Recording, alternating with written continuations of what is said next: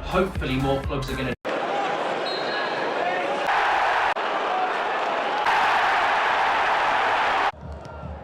Ethan Jones, a former Southend time now. Ball is not high over. Ethan Jones, a former Southend United player who brings and is calling for the Martins, the adding. Ref this cut to Gassana Hadley. He wins it for Charlton. Zach, you've just committed your long-term future to Charlton. How pleased are you to sign your new deal? Yeah, delighted. Obviously been at the club for a long time, so I've got a strong affinity to the club and really play in the first team as much as I can, regular within the first team, and yeah, keep fighting for a place.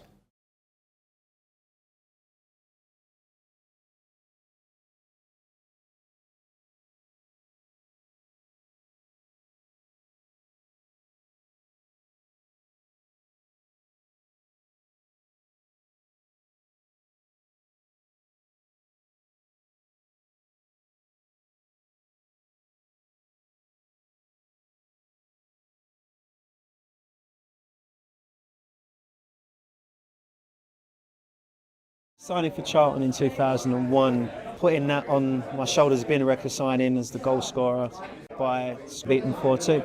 Finishing as League One champions with the amount of points that we did, and really that being tired with all the Smurfs, I think that's where I'll go. Good afternoon, Addicts fans. It's a big day today, the home fixture against Wrexham. 24,000 of you in attendance, and it's also a big deal because it's our annual Red, White and Black Day, where we're showcasing that we're all different, all together and all Charlton. So let's get in and amongst it. So Mr. Alabi, you're like the Pied Piper here. Just tell us how you found yourself at today's Red, White and Black Day. You know, obviously Charlton work with our school, and it's been obviously an amazing invite to have all our children here to celebrate inclusion, because it's something we believe at in Parkway. And of course it's all about inviting people to this fantastic football club. What does it mean to you to have such a big presence in the local community, a big professional organisation like Charlton Athletic Football Club? I think it's really important because, you know, it's the cornerstone of things we're getting involved in, that we benefit from it with regard to the local relationship with the council. I mean, there's a lot of clubs and councils up and down the country that will look at Charlton to say, how's this relationship so strong?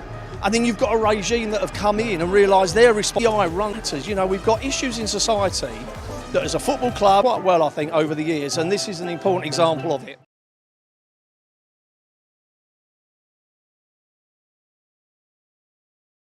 Why wouldn't you align on some community trust? And thankfully we've been just doing that quite well, I think, over the years, and this is an important example of it.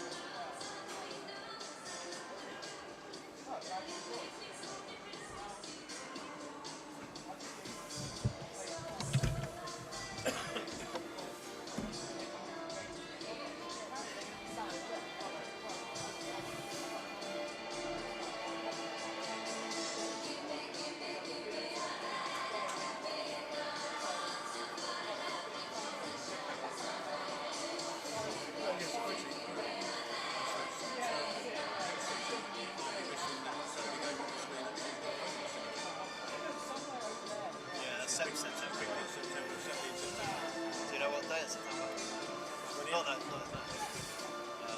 20th.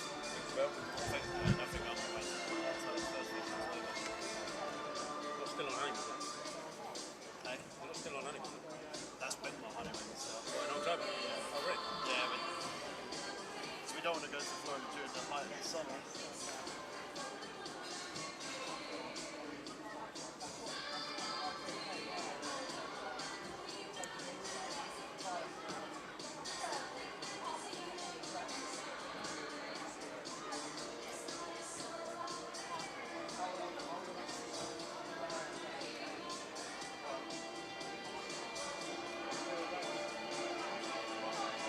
No, September.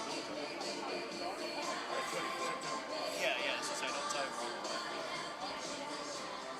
Yeah, 20.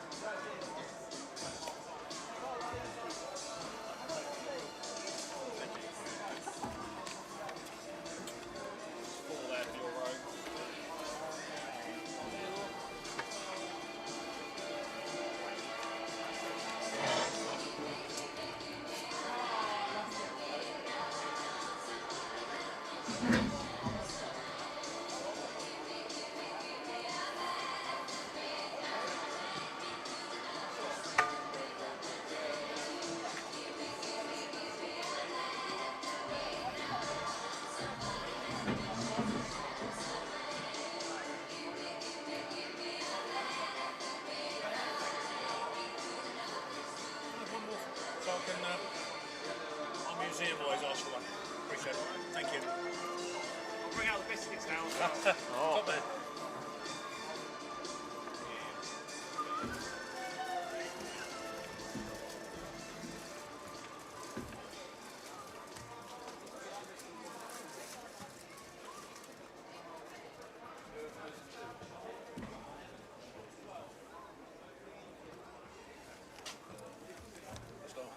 Choices. Whatever you like. As many as you like. Yeah, got You mean literally? Yeah, well, because after they've gone past you, they won't be done there. Thank you. The broken one. Oh well. Dan, why were you not here last week? You missed a cracker. I was Bridgewater Carnival and working and stuff. It was a game I was sad to miss from a fan perspective. From a journalist perspective, absolutely delighted. Bridgewater Carnival, this is a carnival of football. Delighted I didn't have to write that report with 5-3, 2 top man goals.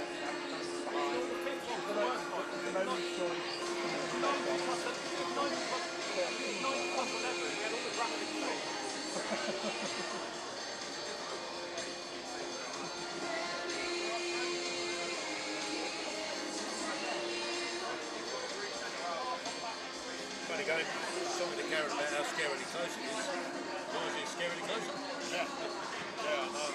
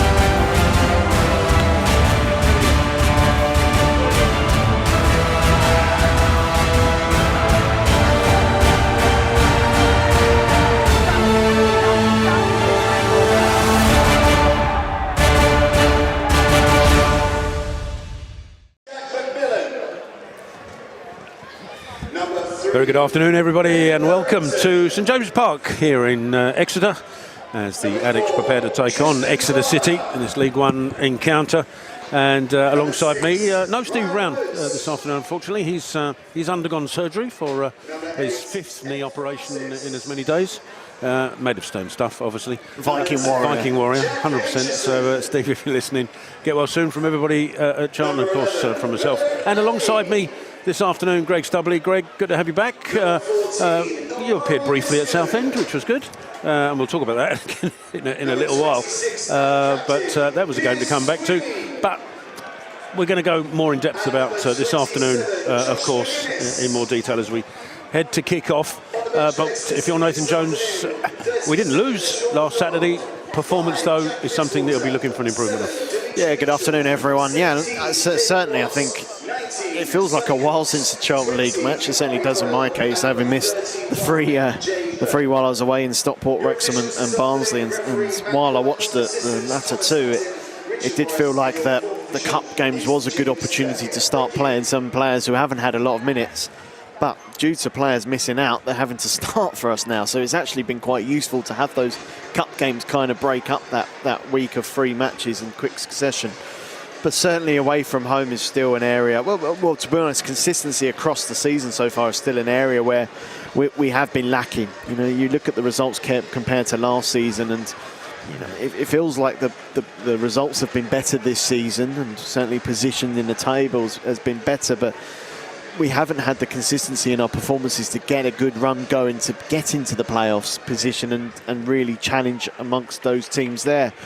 I think the pleasing thing from a Charlton fan point of view is that no one has really looked good this season. In terms of Birmingham and the obvious team people look at, but we know that they can be beaten, having beaten them in October. And they have spent a lot of money. So that if they go on this unbelievable run and then win the league, it won't be a surprise to many. But that second spot is still up for grabs. Wrexham are a very good side at home. And Wrexham will pick up results. They may even have won again today. I haven't checked the final score. But away from home, there's still question marks. And there's question marks over, can they do it over a sustained period of time? Have they got the depth compared to maybe a Bolton, maybe a Huddersfield? Those kind of clubs that have a little bit more history and financial backing from years gone by of building a League One side. Having said that, you know, you look at the playoff areas, there are a lot of teams of Huddersfield, the likes of Huddersfield, Barnsley, teams that have been in and around playoffs before and have got promoted from this division before and have experience to kick on. Now you want Charlton to join that party and be one of those teams as well, and we do have experienced players.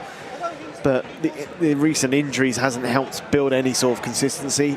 You look at the side today and it's still a lot of on paper quality, but maybe not so much the balance that we've been looking for in previous Charlton teams.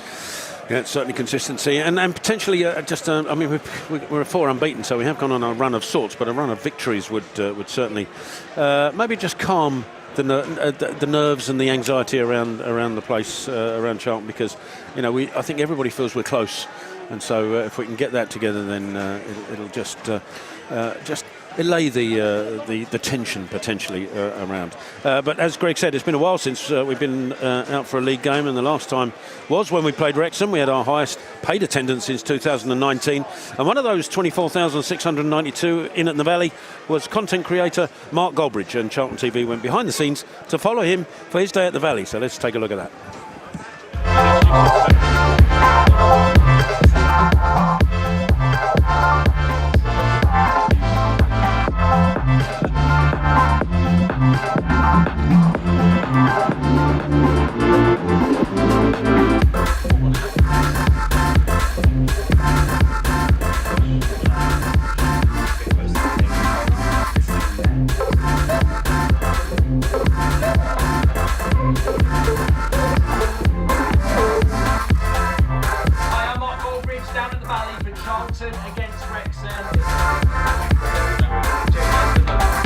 Big thank you to Charlton Athletic for letting us have access today. Hopefully more clubs are going to do it as well, but we're here for Charlton today and hopefully they get the result against Wrexham.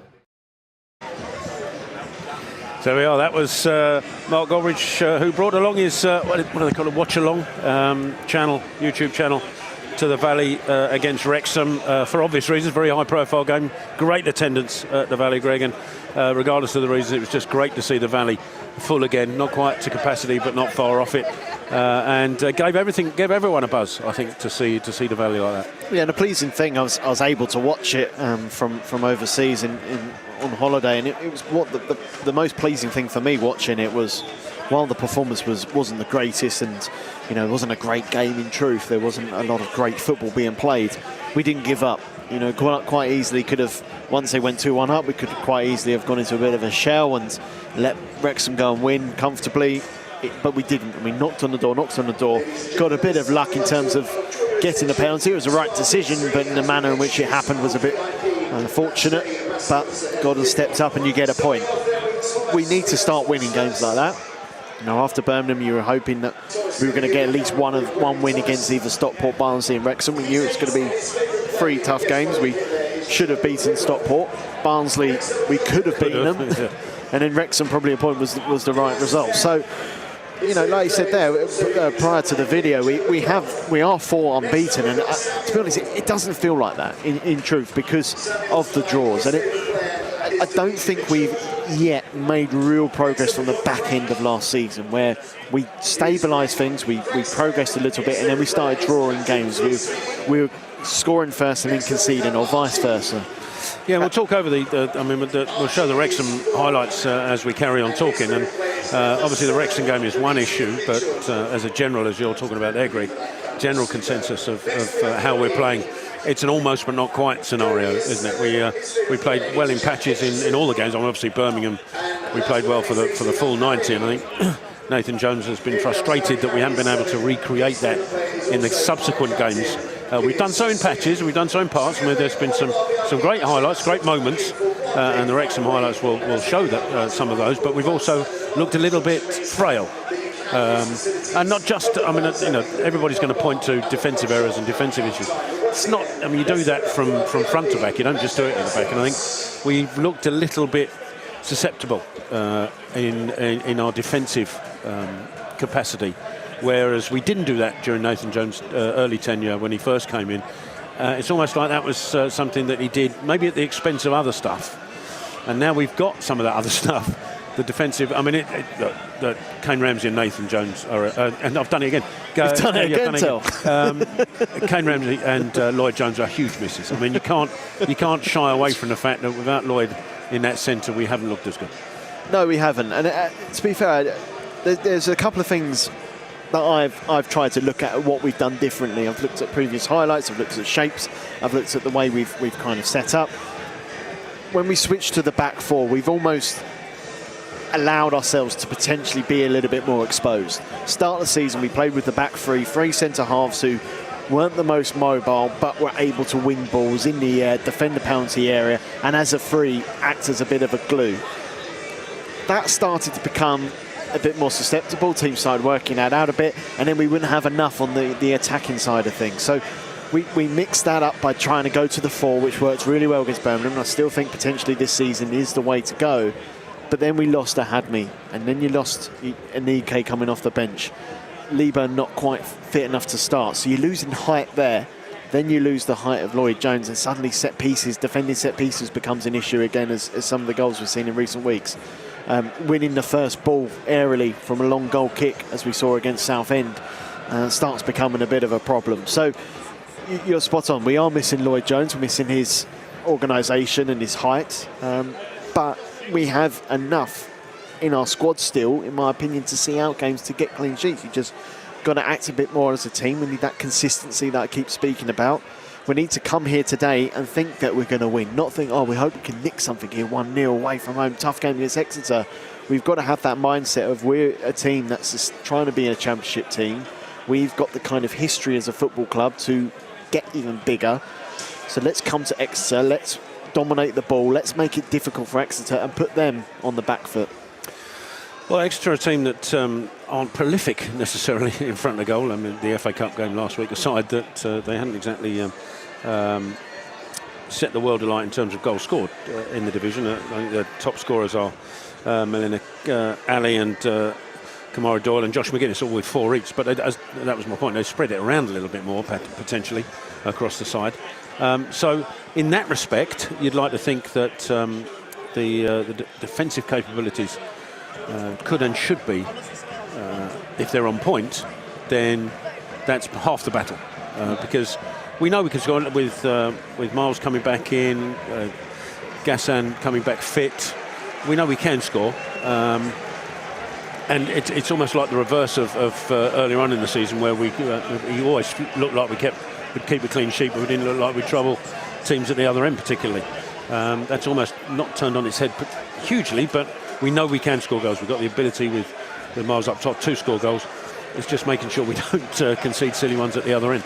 Yeah, and we'll talk about our team shortly, but the one thing we are lacking still, in my opinion, is that creative side. We really do lack, especially with Tyrese Campbell being out now as well. We lack pace, and we lack the ability that when we're under a bit of pressure to have that pace on the counter-attack. So at the moment, when we're under that pressure, it's almost like we're trying to grind it out, and then clear the ball long and then hope to get something in that final third. Whereas if you have that bit of pace on the counter-attack, teams start to worry about you more, so might drop 1 or 2 players into their half to protect that option. So there is still lots of work. Look, the thing that we've got to try and remember is how poor we were last season, and this is a rebuild. This is still a rebuild that Charlton have, spent money in the summer. They have recruited experienced players. Charlton themselves will feel that we're still underachieving. However, the side can still go on a run if it wants to. And as I said, it's about coming to places like Exeter, where they do play good football. They can be a very good side, Exeter, to watch on the eye. But we want them to fear Charlton coming here. We want teams to be worried about us from an attacking point of view, not look at us and think, yeah, we could get a win here. We need to create that kind of belief in this squad. Well, we had the break last week because of FA Cup action, and we were in action, and we'll show the Southend highlights coming up on the screen shortly. And well, I think it almost encapsulates what we're talking about, that FA Cup game, because going 2 up in fairly easy circumstances, easy-ish circumstances. Miles Lieberman getting on the score sheet again was great to see, and at 2-0 with Zach Mitchell getting his first goal for the club, everything seemed absolutely rosy, and we were going to go on from here. Yes, there was that huge chance in the first half before they got back into it, when Matty Godden hit the crossbar, and then it was Luke Berry, I think, missed the follow-up. And the popular opinion is if we'd have gone 3-0 up, it would have been dead and buried. Nathan Jones said pretty much the same. I'm not entirely sure, by the way, not entirely convinced that's true, because once that penalty went in at the other end, just before half-time, we did seem to panic. We did seem to lack a sort of strength to then go on from there, and we sort of buckled a little bit under pressure.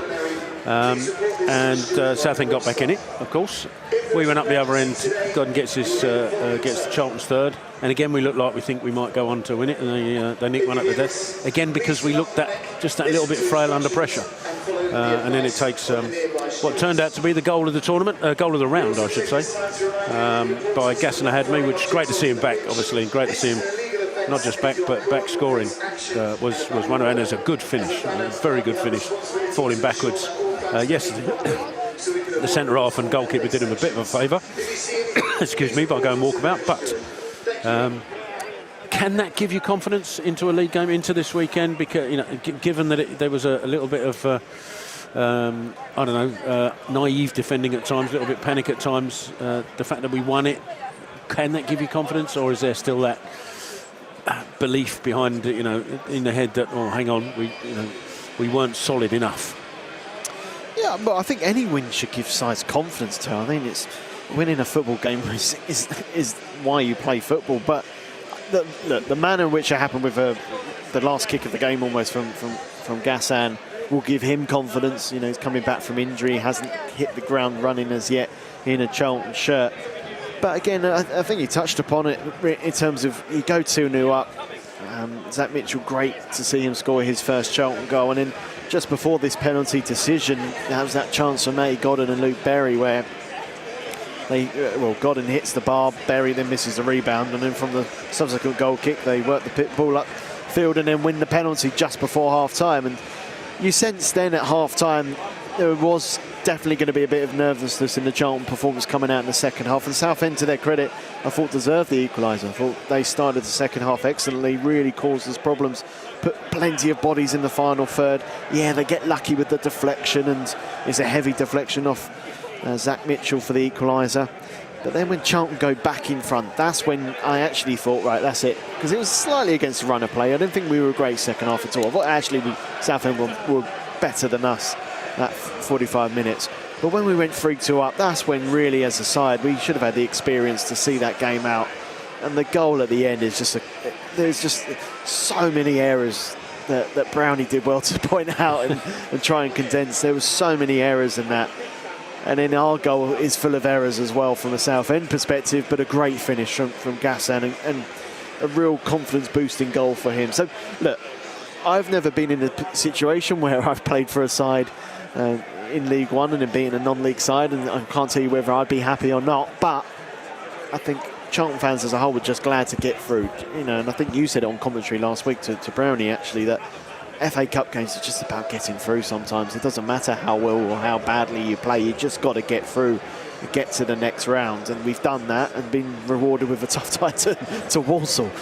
But yeah, you're hoping that today is a bit more of the catalyst for something. If you win away from home in the league, a good convincing away performance, not only does it give confidence in the players, it gives confidence in the fans, because I can tell you, as being one of the fans, but speaking to other fans, you know, there isn't as much optimism as there was at the start of the season, and I think that's fair. We've seen a real mixed bag of performances, and some games that have lots of goals and lots of chances for Charlton, some games that have zero, and we've managed to nick one late on, or games where we've just been completely outplayed. So, you know, that's where you're hoping Charlton can come here and get something to spark a start of a run that can put us into the playoffs and maybe more. Winning run, hopefully, is that start. We mentioned in that little segment there about Zach Mitchell getting his first goal for the club, and on the back of back-to-back starts as well for Charlton. And Charlton TV caught up with Zach Mitchell earlier on in the week just to get his thoughts on how he's feeling at the minute. Zach, you've just committed your long-term future to Charlton. How pleased are you to sign your new deal? Yeah, delighted. Obviously been at the club for a long time, so I've got a strong affinity to the club, and really pleased to be extending my time here. You signed at under-9 level. What does Charlton mean to you? Yeah, well, Charlton's pretty much what I've known most of my life, so incredibly grateful for the time that I've spent here and all the opportunities I've had, sort of worked through, and now to get opportunities within the first team. Once again, sort of extremely grateful, and looking forward to continue the journey. There's plenty of other academy graduates who have progressed at the same rate as you. How nice is that to be playing alongside those guys? Yeah, exactly. I think you grow up alongside the other players and sort of share a lot of experiences. And when you can share those first team experiences, I think that makes it that little bit sweeter. So yeah, it's been nice to progress with them at the same time. And you obviously came to Slovenia in pre-season. How have you found working under Nathan Jones? Yeah, I thoroughly enjoyed it. The gaffer and all the background staff. I think they've brought a nuanced and detailed philosophy, and I think that they've created a really positive culture. I think, you know, they're all passionate and we've got really high standards, and I think that's been reflected in the team. So yeah, excited to continue working with them. And the gaffer was very complimentary about you post-Cambridge United game in the Bristol Street Motors Trophy. How nice is it to hear that? Yeah, it's always nice to hear nice things. And yeah, I thought the team done really well on that occasion. And we'll continue trying to progress in that cup. And I think we just see every game as a normal game. And yeah, I'll continue trying to develop and fight for a place in the first team. And there's a clear pathway here. As a young player, how exciting is that? Yeah, I think it's definitely a club that's got a good structure within the academy. I know there will be opportunities. I think you can see that within the first team. So, you know, like I said, going to keep working hard, and my main aim will always be to contribute as much to the team as possible. And what are your aims for the rest of this season and beyond? Contribute just as much as I can. I want to try and become more regular within the first team, and yeah, keep fighting for a place. today. Well, that was Zach Mitchell, Charlton TV, and oh look, I think we all know how good a player Zach Mitchell is and can be, and it's great to see him in and around the first team squad, and great to see him scoring the goal, his first, and there's a lot of things expected from that young man. Well, certainly is. He's a player who has played midfield, played centre-half, now playing right-back, and I think there's maybe a slight debate as to what his best position is. Now, I don't think right-back is his best position, but to have that versatility is so crucial in a squad, and when you're a young player, having that versatility as well adds many strings to your bow, and you only need to speak to Stevie Brown about that. Maybe we'll like to see Zach in goal one day and see well, I did ask him if he wanted to play up front as well now, and now he's got to go on the score sheet. Well, exactly. But, again, we have the very pleasure of watching younger players come through and playing FA Youth Cup games, and then maybe get an opportunity in an EFL trophy game as well. And we sometimes get players right in terms of we think, yep, you're going to be a star, you're going to play for the first team, you're going to play for England. And every now and then we'll call one and think, yeah, you're going to be a great player, and for whatever reason it doesn't quite happen. And that is youth football. It's the brutal reality of youth football. You can pick up an injury, you can lose a little bit of form, you could have a manager who doesn't rate you and send you to the National League, and you can't work your career back up. In the case of Zach, he took the courage to go on loan to Colchester last year. I think that was a good loan for him. It was a shame that he wasn't able to have more minutes towards the back end of the season, but in fairness, I understood the decision that they were up against the relegation zone and wanted a bit more experience at the back. So this is his chance in a Charlton shirt, and I think everyone who watches him can see that he's a good player with the ball at his feet. He can defend. He's got good time into his tackles, which is a rarity for a young defender. It's those other sides of the game that he will hopefully get better with, and that's physicality, the dark arts. The dark arts, yeah. But I think we have to mention the fact that his brother is a regular, or was a regular, for Millwall, in and out of their squad in the Championship. His family seem really good, grounded people, and a really nice, tight-knit family, which is great, and this is what helps players thrive. So, it's great to see him get the opportunity. Right back is an area that we're weak at the moment, with Tene Watson and Kane Ramsey injured. We've tried Romani Edmonds-Green there, and to mixed responses. I thought he played okay in large spells against Stockport there, but then against Barnsley he only lasted 45 minutes. So we've seen different players play there. He played well against Southend, St Mitchell, but with all due respect to Southend, that's a National League side. So doing it week in, week out, League One, you probably are going to make mistakes. But this is what this club does really well. We give minutes to youngsters, and it's up to them if they want to thrive and keep that spot theirs. Well, the two sides are coming out from just underneath us to the right-hand side of us. Actually, we're positioned almost adjacent to the penalty spot, to the left side of the pitch, and towards where the Charlton fans are congregated. Over 1,000 of them have made the journey westward, which is a cracking effort. And St James's Park looking decently full. Not totally full, but not a bad crowd. They've got a capacity of around 8,500, just over 8,500 in here when it is full. And it's I don't think it's that far off it, but we'll hear that later. Should point out, as the two sides are going across the halfway line, I'll read you out the sides in a second, but just to give you the warning that we are going to have, of course, the remembrance services here at St James's Park in preparation for Remembrance Weekend, which will involve wreath laying, the last post, of course, and a minute's silence following that. So be prepared for that. And just as that gets announced, well, we will fall silent very shortly to allow that to happen. Then I'll come straight back with you with the team news. The Deputy Lieutenant for Devon, Philip Bostock, Willie Mayor, Councillor Kevin Mitchell, captains, referees, Courtney Jones of Exeter City Women, and AJ Roberts, a Royal Air Force veteran and Exeter City supporter, to lay their wreaths. Deputy Lieutenant, if I could ask you to lay your wreath.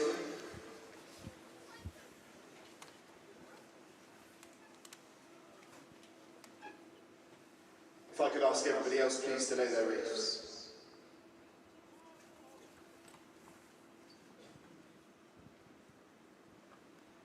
After the exaltation and the last post, a period of silence will begin and end on the referee's whistle.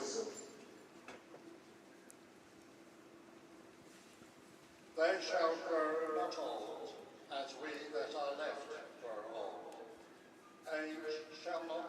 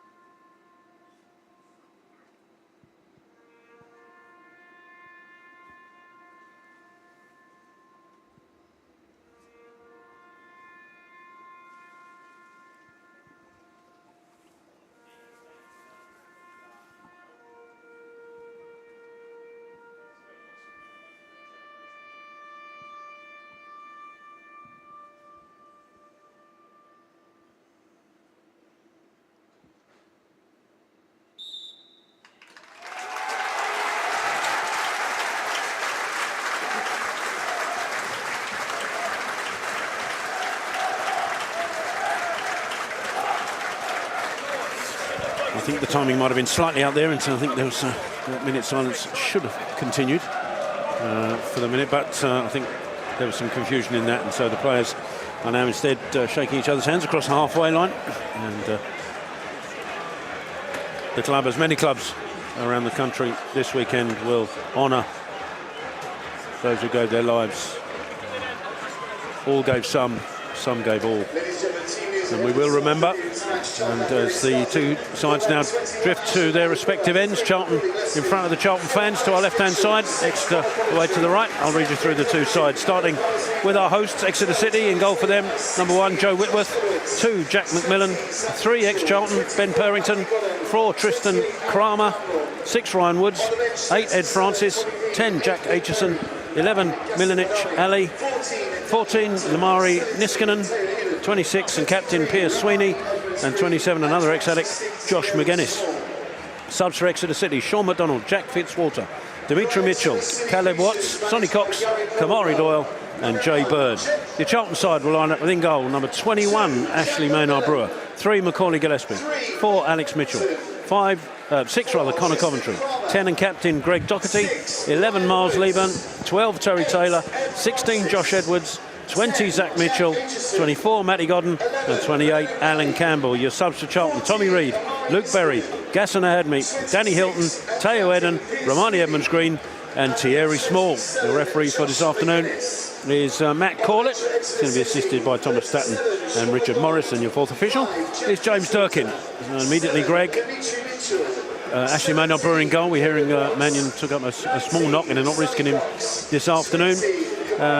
Zach Mitchell retains his place and Greg Doherty in at the start. Yeah, it's the one interesting one there for me is Greg Doherty in for Luke Berry. We clearly see Luke Berry maybe as a player to come on and really impact games, which I think is probably the right decision in that respect. I think that I mentioned it about 10 minutes ago, Tel, but the one concern I have with this team is that lack of pace. There's no real attacking pace. You've got Leeburn, who's not the slowest, Godden, who's not the slowest, but our midfield is not the most quickest either. So what you're relying on there is balls up towards Leeburn to be direct and Leeburn to win those headers, which he did against Southend, and it was a tactic that worked well for us. Will it work today against the Exeter backs three? Well, we'll have to see, but you imagine that this Charlton side is set up to be a bit more direct. Terry Taylor being in the team again suggests that we're going to really target Exeter from set pieces, and having watched a few of their highlights, it looks like an area where they're not the most comfortable defensively. But this Exeter side that will look to pass it, will look to play. Ryan Woods, the central midfielder, will drop into defence and just pick up the ball from deep, and they look to play it around. Aitchison will be busy behind McGuinness, who's a bit more of a target man up top. So it's going to be a good test today. It won't be an easy game by any stretch of the imagination. And it's a game that's now underway. Exeter City playing it back to the keeper, who sends it down the Charlton left-hand side. Edwards will do early header under pressure. Doherty tidies up on the touchline inside to Taylor, who sends it long up towards Leeburn, who gets a good header on it, and he's past the last man. It's gone slightly left, but it's still Miles Leeburn. Corner of the penalty area, looking for support. Back on his left foot. Still trying to turn inside that penalty area, Leeburn, to get a shot away. Does! Takes it, but blocked. And doesn't make it through to the Exeter keeper, but it's still in and around the edge of that penalty area. And Leeburn took a bit of a whack to the midriff and has stayed down as well. Leeburn, and then there's a foul coming in there. Godden accused of doing so. Leeburn now up to his feet, referee checking on him, but an early chance for Charlton. Well, the pleasing thing there is already Leeburn getting the initial header and getting ahead of his man, Kramer, the centre half, which is good to see. And didn't really have that support. There was a good little run from Greg Doherty from deep, and I thought maybe Leeburn will just try and tee it up for him, but didn't quite manifest that way. Exeter play it upfield and then play it wide, and ball into the box. Picked out McGuinness, who initially had cushioned the ball right to Niskanen. His ball into the box found McGuinness again, but he couldn't get any purchase on the header. Drifted harmlessly wide for a goal kick. So end-to-end stuff in the opening couple of minutes here at St James's Park. Yeah, what I didn't like about that, Tel, was there was a run from the left-hand side. It was Ali, number 11. He ran to the edge of the penalty area and he was unmarked, so he had 3 Exeter players in there, and McGuinness, who won the header, was also unmarked. So he had 3 players in the Charlton penalty area from an Exeter point of view that none of them are really tracked or marked tightly. Exeter currently playing it across the back. It's with the keeper. Currently, Whitworth. Leeburn trying to put him under pressure, but Whitworth sends it long. Gillespie's underneath this, heads it back towards the Exeter penalty area, but it's kind of comfortably by Sweeney, who sends it long down the line looking for Ali. Ali under pressure from Edwards, who gets there first, and then Ali, in his attempt to try and win the ball back, fouls Edwards. It's a free kick to Charlton on the left-hand side. Again, Charlton line up this 4 at the back. Zach Mitchell, as we saw against Southend, won't get forward as much as someone like Kane Ramsey or Tene Watson, but does offer that little bit of defensive cover in that respect to try and deal with Ali and Aitchison, who will be busy next to McGuinness. Gillespie's looking for Leeburn with the forward ball. Just lost out in the challenge, but Mitchell recovers it, and then Coventry sends Campbell on his way down the right-hand side. Can he keep it in? Yes, he can, right by the corner flag. Alan Campbell looking for support. Mitchell trying to provide it. So that might have come off a Exeter player last. It has, and it's away for a corner. The first one of the afternoon, and it's Charlton's on the right-hand side. Yeah, it's been a good start from Charlton. 3 minutes gone, but already 2 balls into the final third that have caused Exeter minor issues. And Campbell did well to get there, or taken quickly. Short corner, back out to Coventry. Coventry will lift it into the box, head it away. Doherty heads it wide to Taylor. Back to Doherty. He's got Coventry inside of him. Kind of Coventry with Edwards inside. Also Doherty on the outside. Little feint to cross, and then finds Taylor. Taylor ball into the box. Header comes in straight to the keeper. And a header from Godden. 2 straight in the end, but a nice move from Charlton. Really good move. Yeah, it was a lovely ball from Doherty down the line to Taylor. Immediately opened his body up, ball into the box, and Godden leapt so well. Just didn't quite get the placement right. It was just close enough for Whitworth to not only enable him to save it, but also make the catch. Exeter almost broke away, and then Charlton had won the header at the back, and it was falling towards the central area. I think Woods was there for Exeter. Campbell just got there first, but it was a heavy touch that almost played Exeter back in, and then fortunately for Charlton, the ball out from McGuinness looking for the run of Ali was too hard, and it's away for a Charlton throw. No, it's just a poor touch, Dale, watching it back. It was not a poor ball from McGuinness. He should have taken that in his stride, but just took his eye off the ball. And that was an opportunity for Exeter. You could hear the groans around the ground, and I'm not surprised, because that was a good opportunity. I was going to say that ball forward from Exeter after the Charlton throw. McGuinness just launched himself at Mitchell. Didn't really have any eyes on the ball. Referee, easy free kick. And it's Charlton's just left of centre for Gillespie to send long. He's looking for Leeburn again on the right-hand side. Just nudged out of it by Purrington. His header goes straight to Mitchell, who sends it long, but it's going to be too long for anybody to get hold of, and comfortable for Whitworth to come out of his box. 6-yard box that is, and claim it. We've had 5 minutes of this first half. Still goalless here. Exeter playing it across the back, and then Whitworth sends it forward. Too long for everybody. Mitchell will have to deal with it though. Under pressure from Ali. Goes back to Maynard Brewer, who sends it away. Campbell can't get there, and Exeter have it back in possession with Purrington on the left-hand side. Ball forward, looking for McGuinness, who's come short. Under pressure from Mitchell. Almost lost possession, and then got it off of Leeburn. He's coming back to try and win it. Exeter throw, Purrington. A considerable amount of distance with this throw, but it's gone down the line with it to Ali. Good foot in from Mitchell. That should be a Charlton throw. It is off Aitchison. Good work from Alex Mitchell. And it's his namesake, Zach, with the throw. There is a possibility at some point there'll be 3 Mitchells on the pitch this afternoon. Zach goes down the line. Leeburn with a flick on. He comes inside to Doherty. Back to Mitchell. And Zach Mitchell again. Touches it towards Coventry, but just sliding in there was Francis. Wins it back for Exeter, but Coventry again in. And this time swung a boot at it, and it's gone down the line and should run all the way through to Whitworth in the Exeter penalty area. Yeah, that's what I mean about Exeter. They like to play out from the back. You can see Woods immediately trying to drop deep, and it's interesting, Doherty stayed on him every single time Exeter have been in possession. Doherty's been right next to him, and Charlton have played a higher line. You've got Gillespie on the halfway line. Alex Mitchell just behind as well. And Charlton really just trying to stop Exeter playing out from the back, having to go long and then trying to pick up the second balls. Well, the fourth official's just come to Charlton's aid there, the ball down the line. I think, in fairness, I think the assistant or the linesman down here on this near side was unsighted and couldn't see both the handball and the ball out of play. The fourth official came to Charlton's rescue. Be a free kick to Charlton Athletic, just inside the Charlton half on the right-hand side. Alex Mitchell with it, sends it looking for Lieburn, left side of the penalty area. Doesn't get anything on it, it's cleared away. Gillespie and Taylor get in each other's way. Lack of calling there won't please Nathan Jones. It's away for an extra throw. He's got a call for that. Gillespie, if he's coming for that, or just leave Taylor to it. There wasn't really any need for Gillespie to come and meet the header in the end. Wants to work it into the middle, and Cameron just about gets it away. Purrington to Aitchison, who's coming down the left-hand side now into the Charlton half. Goes past Coventry. Got Ali to his left. Ali held up by Zach Mitchell, but he's gotten back to Purrington. Aitchison once more. Trying to backheel it, and Charlton will benefit from that. And it ricochets through to Terry Taylor, up to Lieburn. Little touch to Campbell. Campbell under pressure, cuts inside. Good ball. Pick out Taylor once more. Charlton work it backwards and across, and it's with Gillespie. He's got Edwards outside of him.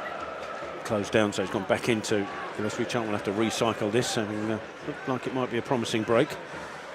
With Zach Mitchell on the right, up towards Lieburn. Flicks inside from Lieburn. He can't pick out Campbell, though. Coventry hunting it down.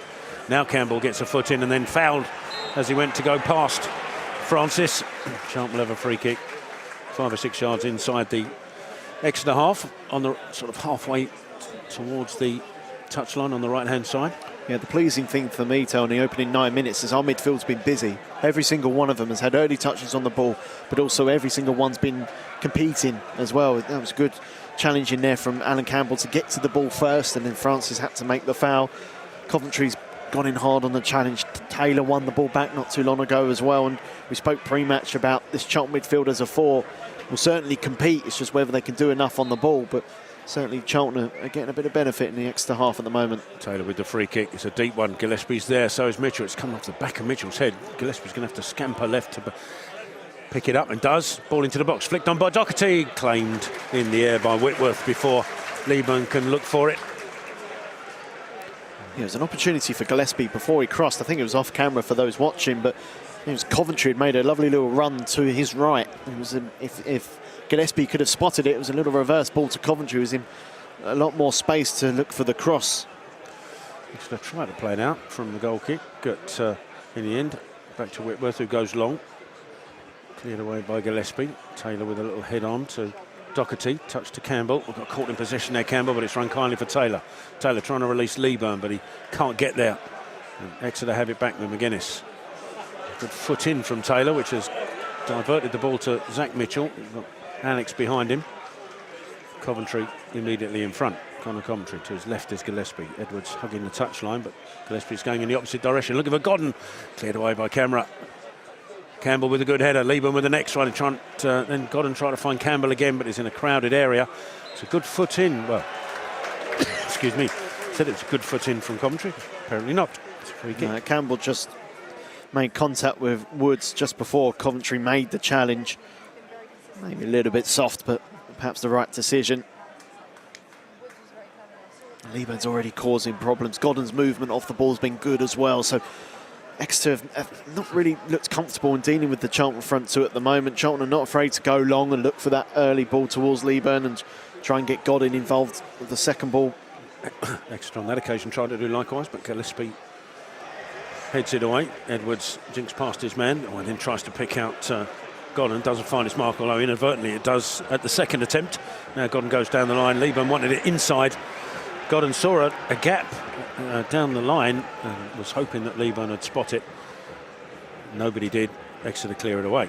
Upfield, Zach Mitchell's going to have to scamper on, catch up with this ball before Aitchison can get there, and he does. Guides it back to Maynard Brewer. Gillespie. Who's left is Edwards. Coventry's inside. Back to Edwards. It's left him in a bit of a tight situation. Gets it inside to Taylor, and the ball upfield then goes straight to McMillan. He can't control it. Taylor takes over again, and it's gimme balls left, right and centre. And Mitchell, Alex Mitchell, has to recover because the final through ball was looking to release McGuinness. Mitchell gets across and has to concede the corner, but it was a case of Exeter and Charlton swapping possession at alarming regularity there. Yeah, that didn't look comfortable, did it, Tel? There wasn't a lot of movement. Ball comes inside to Terry Taylor, just gets it away quickly. Leeburn's caught on his heels, doesn't make an attempt to try and get to the ball. And then, again, just Charlton just guilty of trying to just quickly clear it upfield and conceding what in my eyes is an unnecessary corner in the end, or one that shouldn't have been. And it's on the Exeter right-hand side in front of the Charlton fans. Swung in deep. McGuinness looking for it. Headed back across the penalty area. Taylor gets a foot in, but Exeter still have possession. Out on the right. Touched into the run of Aitchison. Tried to get the cross in, blocked away by Doherty. It's another corner. Yeah, it's an interesting defensive setup from Charlton. They've got everyone back inside the penalty area, but they're leaving Ryan Woods on the edge of the penalty area completely free. So you've got Godden and Coventry preventing a potential short corner, and then everyone else is pretty much in the 6-yard box. In fact, they are in the 6-yard box. And you've got Woods, and then just behind him as well, I think, is Niskanen. Corner comes in. This one's a little bit lower rake. It's a good header away by Alex Mitchell. Only to the edge of the penalty area, headed back in. Cleared away by Taylor, not entirely convincingly. It needed Godden's interception to stop Exeter progressing down the line, but it is a throw-in halfway inside the Charlton half on the right-hand side. Sweeney. Not entirely sure if he possesses the long throw or not. Doesn't look like it initially, at least. And it goes short to Woods. Back out to Sweeney. Woods again. Forced backwards to the halfway line, and Kramer, who in turn has to go back to his keeper as Charlton funnel out. Whitworth on the edge of his penalty area. Central position. Almost a quarter of an hour gone, still goalless here at St James's Park. Out to the right-hand side. McMillan misses out. Edwards can't find. Needs to be better. Got him with the pass out, and Exeter have it back with McGuinness. Goes past Mitchell. McGuinness out to his left-hand side. Aitchison cuts in support is Purrington, but he ignores him momentarily, and it's into the centre, and Woods across to the right, and McMillan. Further right is Niskanen. Gets the cross in. McGuinness looking for it. Gillespie did really well, because Maynard Brewer was caught in no man's land, and it's away for a corner. It all came from that poor pass from Josh Edwards, who did really well to get to the ball first, but had more time than he realised. That the man he was marking was caught on his heels, and that just allowed Edwards a bit of space. He had the momentum to take the ball in his stride and advance forward. Looked for a first-time difficult ball, and it went straight to Woods, and then Charlton were exposed on the counter-attack. And it's moments like that where Charlton have to be better, have to take care of the ball. Corner comes in, it's to the edge of the 6-yard box again. Mitchell first to get there. He's done really well on the first 3 corners. Heads it clear. Aitchison will pick it up for Exeter, inside to Niskanen. Niskanen across to Woods. Back out to the right-hand side. Aitchison further to his right. The ball swung into the box. Again, a deflection. This time the cross from Francis hits Edwards, and it's another corner. Charlton are lucky because Aitchison, when he had the ball and he was advancing forward, should have looked to the far post, because Sweeney has made a brilliant run for Exeter off the back of Charlton's right back, Zach Mitchell, who's tucked inside alongside Alex Mitchell, and that's left Sweeney completely on his own. And Charlton, in the end, will take the corner, will allow the corners to come in. Leeburn heads it away. Doherty will pick it up, trying to release Coventry, but Woods is there before him, and now Niskanen for Exeter has got some space to drive across on their left-hand side. Taking on Mitchell, gets the cross in. Alex Mitchell gets a decent header away. There'll be an Exeter throw just in front of us here on the Exeter left-hand side, almost adjacent to the corner of the Charlton penalty area. Purrington across to throw it in.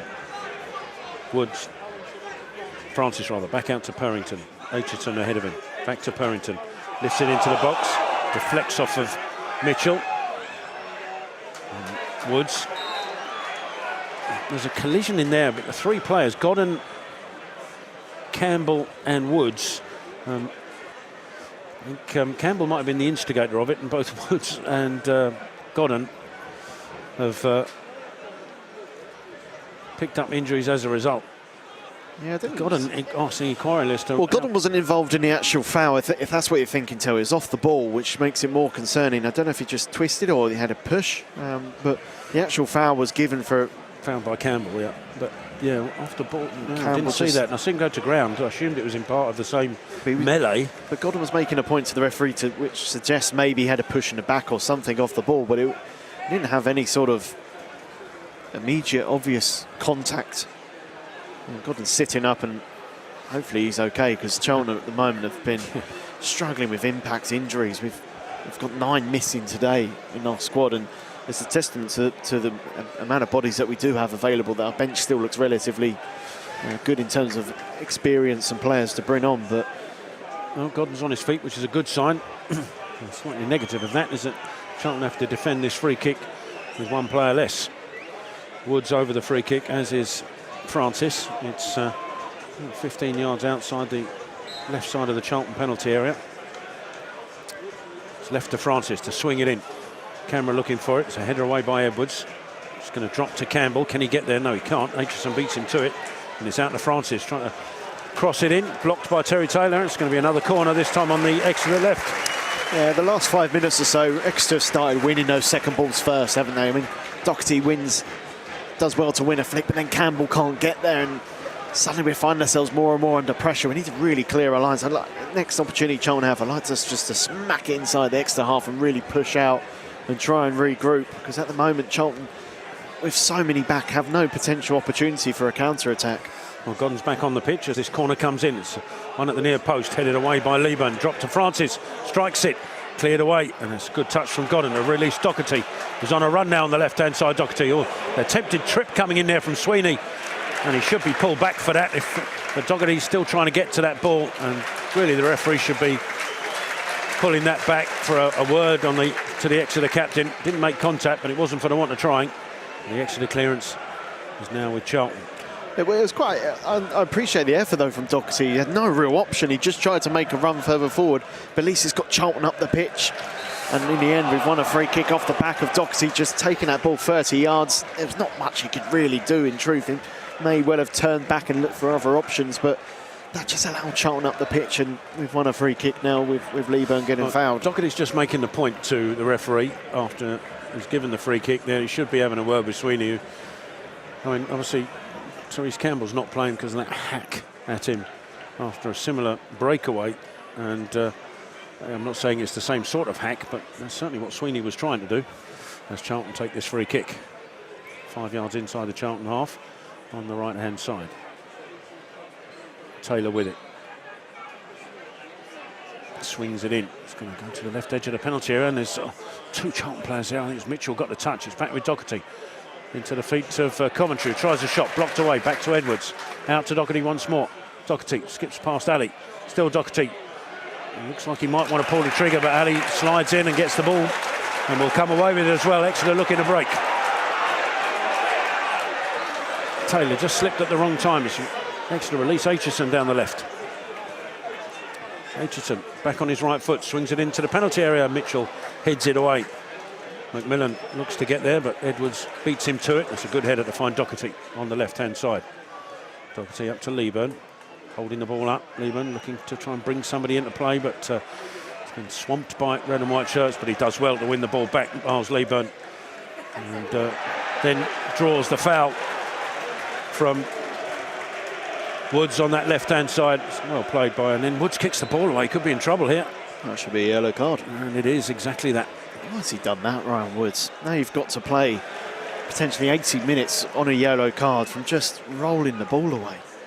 I mean, it's pure stupidity, let's be honest, from an experienced midfielder. Do you know what actually I think he was doing? I think he was doing a pretend to fly kick it away, thinking he'd missed the ball completely, and the bottom of his foot caught the ball. Stupidity. And it sort of, he only rolled about a yard. Gets booked as a result.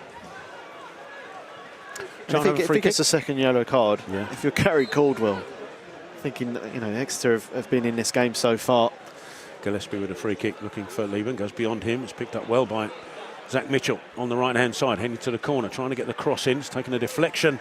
Purrington saves it from going away from the corner in the first instance, but it skies off his boot, and it will be a Charlton corner anyway. Yeah, they're really struggling to deal with Leeburn, though. He didn't win the header, but the fact is his presence, and that's where the ball was aiming to. I'm surprised they've not put two on Leeburn. They haven't had a man in front and a man behind just to stop him moving. Because at the moment, he's getting in the areas, and Charlton are looking for him. And if it's not finding him, it's finding another Charlton man. Taylor with the corner. It's a deep one, looking for Leeburn, but doesn't reach him. It's flicked away, but Leeburn will run backwards to retrieve it. And allows actually to go out and play for a throw, because he'll be looking across to Edwards to maybe launch this into the Exeter penalty box. It's almost parallel with it on that left-hand side. Yes, indeed, Edwards comes across. And wants the ball back. The ball boys had swapped it over, but he wants the original one back, Edwards. And next to keep everybody back in and around their penalty area to prepare for this long throw. Only Ali just outside of it as Edwards launches it towards the 6-yard box. Headed away and come to Coventry, sends it back out to Edwards. Edwards trying to take on Ali. He gets the cross, but blocked away, and that's down by the train tracks. We are going to need that new ball after all. Edwards will take another throw now. There's a lot of people questioning whether his foot was over the line. He does have a habit of doing that, Edwards, when he launches this ball into the box. He's going to have another go. In it comes, and there's the fans again saying his foot was over the line. It's headed down in the end by camera and tidied up by Whitworth, who sends it away quickly, but it's not going to reach Ali. Terry Taylor will cushion the header back to Coventry, who sends it skyward. Godden can't get there. Deflects out to Aitchison. He's got Purrington behind him. Drills it forward. Ali not in the right place for that. It'll skip off the surface and all the way through to Maynard Brewer. We've had 23 minutes, so it's a good time to hand you over to Greg Stubley to lead commentate for the rest of this first half. Yeah, cheers, Tel. After 23.5 minutes, Exeter City 0, Charlton 0. Charlton the best chance of the game so far with Matty Godden's header, which was in the end a fairly comfortable save for Joe Whitworth. But apart from that, neither side have really created too much. Exeter with a couple of dangerous crosses in the Charlton penalty area, but as yet Ashley Maynard Brewer starting for the first time in the league under Nathan Jones. It's been relatively untested as Alex Mitchell receives the ball under a little bit of pressure from Ali, clears it forward and goes out to play inside the Exeter half as Purrington throws backwards to Kramer, who goes back to Whitworth. And Miles Leeburn will put the Crystal Palace lonely under pressure inside his own 6-yard box when he confidently plays it out to the right-hand side to Sweeney, inside to Woods. First time will look long forward down the line towards Niskanen. Edwards gets something to the ball. Niskanen falls to the floor. And Charlton will play on as Edwards is able to clear. Only as far as Woods. Chest down, but Doherty's there. The ball is beyond Godden. Alan Campbell will give chase as Ben Purrington the ball down the line. Alex Mitchell's there, but can only clear it away out of play for an Exeter throw halfway inside the Charlton half. Yeah, taking no chances. I think he thought the ball was not going to go out of play behind for a goal kick, so he had to play it with Ali in close proximity. Purrington with the throw inside to Francis. Purrington gets the ball back, wins another throw for his side as the ball comes off Alan Campbell last. Throw inside. Taylor with good strength. Alan Campbell may have been fouled by Aitchison. Referee will play on as Alex Mitchell again gets the ball, but his clearance goes out of play. Another Exeter throw. Well, you could see the foul on Campbell. The referee could see it and just allowed play to go on. It was curious. Purrington to take. No real movement from his colleagues as they throw backwards, and Kramer under pressure from Godden goes all the way back to Whitworth. And there's time, and it will look long. McGuinness the target.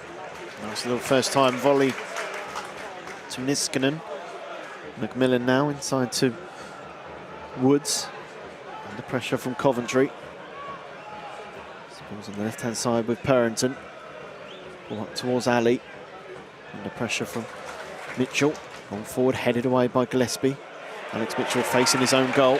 Body checked by Ali. And Alex Mitchell has to get back and prevent Ali from drifting further forward, out of play for an Exeter City throw. Yeah, he just got out-muscled initially, Mitchell, but he did really well to recover from that. But sadly, Charlton lost 20 yards in the deal. So throw inside to Aitchison. Perrington has the ball back. Further back is Francis. First time cross, looks for McGuinness, who gets something to it. Niskanen is at the far post to pick up the ball. Lays it off for McMillan. First time cross has come off Doherty, and there's Godden to clear it away. Exeter will have the ball back. Cramer out to the left-hand side and Perrington down the line towards Aitchison. Terry Taylor comes across, but Aitchison will get the ball back here. Left-footed cross towards the near post. Alex Mitchell with the first header. Godden gets something to it, and Mitchell completes the clearance. But again, Charlton are struggling to get a foothold in the game at the moment. Exeter with their captain Sweeney. Niskanen started the game on the left-hand side, now gone over to the right. Cramer to the right to Sweeney. Ball down the line looking for McGuinness. Being held by Gillespie. They're holding each other in truth. McGuinness will go backwards to Sweeney.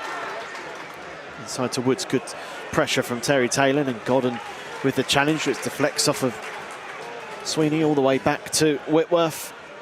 Next will start again with the goalkeeper. Yeah, did well Taylor there, and he's a little bit unlucky. Got the foot in, it just didn't deflect kindly for him, or for Godden, who was close by.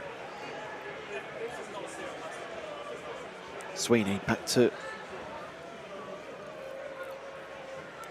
Cramer's got space to turn and finds Sweeney again. Down the line towards Ali. He's made a good run from deep. He's onside. Gillespie gets back to prevent his progress, and Gillespie gets the ball back, but gives it straight to Niskanen. Now McMillan. Back to Sweeney, and Charlton again had an opportunity to try and play their way out of danger, but instead went long and lost possession. As Francis with the ball down the line. Mitchell under pressure from McGuinness. Ball down the line, finds Campbell, flicked on by Coventry. Leeburn gets his body across. And in the end, the ball comes off the Charlton striker last.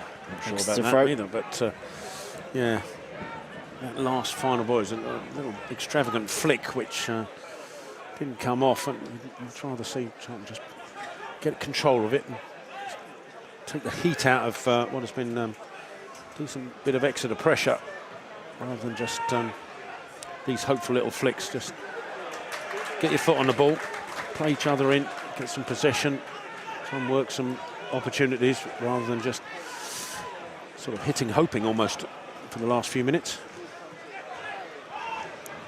Zach Mitchell, the header backwards. Gillespie clears it away, and again, just Charlton have really struggled clearing the ball, which sounds a bit bizarre. He's gone out of play, out of danger, but opportunity just to give it back to Maynard Brewer, spread the game, keep possession. The throwing counter continues to tick as we've got Perrington this time to take. Jason's Perrington on the left-hand side. Goes forward towards Ali. Ali held up by Coventry. Gets the ball, but the referee feels he was holding Ali. So Exeter will have the free kick. No, Ali rolled Coventry there, who just stood his ground, I think. I'd like to see that again, but yeah, the issue is Coventry's right arm came over the top of Ali just as he was beginning to turn, so that's the referee's angle, so I can see why the referee has given that. I think from our angle it looked like Ali just, as you said, tail rolled, but I think the other angle will suggest that Ali was being held by Coventry. It's just the right hand over the shoulder of the Exeter man. Still think that's a soft one personally, but as you say, the referee's angle different to ours perhaps. Dangerous free kick. Woods to take. Plenty of bodies in the 6-yard box, so the ball comes in. Maynard Brewer punches. Niskanen gets the ball first. Coventry gets something to it. Coventry trying to fight to win the ball back, but Francis will come away with it and pokes it to the left-hand side to Woods. Back to Francis. First time cross. Headed away by Alex Mitchell. It's a good header. Godden down to Leeburn, and Charlton will look to break as Leeburn. The right-hand side is Alan Campbell. He's not going to get there. Cramer's quicker. He goes back to Whitworth. He can clear it away. Yeah, it's a shame. Alan Campbell just didn't have the pace. Cramer had spotted it and come across. It was just a little too quick, because otherwise that could have been a really interesting break for Charlton. The Addicts do have possession as the ball across to Gillespie. Left is Edwards, down the line towards Doherty, and again Charlton guilty of giving the ball away, but McMillan can't keep it in play. Yeah, you've got to give Exeter some credit that they're putting Charlton under pressure, not allowing us to settle on the ball, but it's going to need a little bit more movement, a little bit more creativity in terms of making yourself available for the pass. Zach Mitchell for Charlton, down the line to Alan Campbell, back inside to Zach Mitchell, takes a heavy touch and Exeter win the ball back as it's forward towards Ali. Ali takes it past Alex Mitchell, but there's Terry Taylor on the cover and is fouled by Ali. Charlton free kick. It's another soft one, I think, but again, it's one of those ones the referee's almost got to give because Taylor just felt the pressure from Ali and went down. Had it been anywhere else other than our penalty box, I'm not sure he'd have given it. Gillespie the ball forward. Taylor just slipped but did well to find Coventry. Brings the ball forwards. Zach Mitchell makes a good run off the ball, but now it's been tracked by Aitchison, so Coventry decides to take the ball another 5 yards and turns and finds Gillespie inside the Charlton half. The left-hand side is Edwards. Terry Taylor is nearby. Good ball forward to Alan Campbell. He's got time to turn. Left-hand side to Edwards again. Taylor's behind him. Terry Taylor, a lot of movement ahead of him, so goes sideways to Alex Mitchell. And now Coventry can drift forward if he wants to. McGuinness on breathing down his neck, and the ball to Zach Mitchell, who can't keep it in play. Yeah, the ball from Coventry needed to go to Zach Mitchell a little earlier. He just ran in almost into congested his own space, and the pace of the ball, Mitchell couldn't do anything with it. Perrington to take. Forward towards McGuinness, headed away by Zach Mitchell. Next to the throw, this time a little bit further towards the halfway line. Perrington with it. Alex Mitchell heads it away. Perrington again, this time a long ball will look for Ali. He's beaten the offside trap. Can he keep it in play? He can. Lofty cross. Niskanen the target. He controls. And enough Charlton bodies were there to prevent any sort of shot. What, that was an important toe in from Mitchell. Now Gillespie goes long. Godden the target. Grammer with a header. Perrington, first time will find Aitchison. Back to Perrington. Ball down the line looking for Ali. Alex Mitchell keeps it in play. Aitchison gets to the ball first and finds Ali.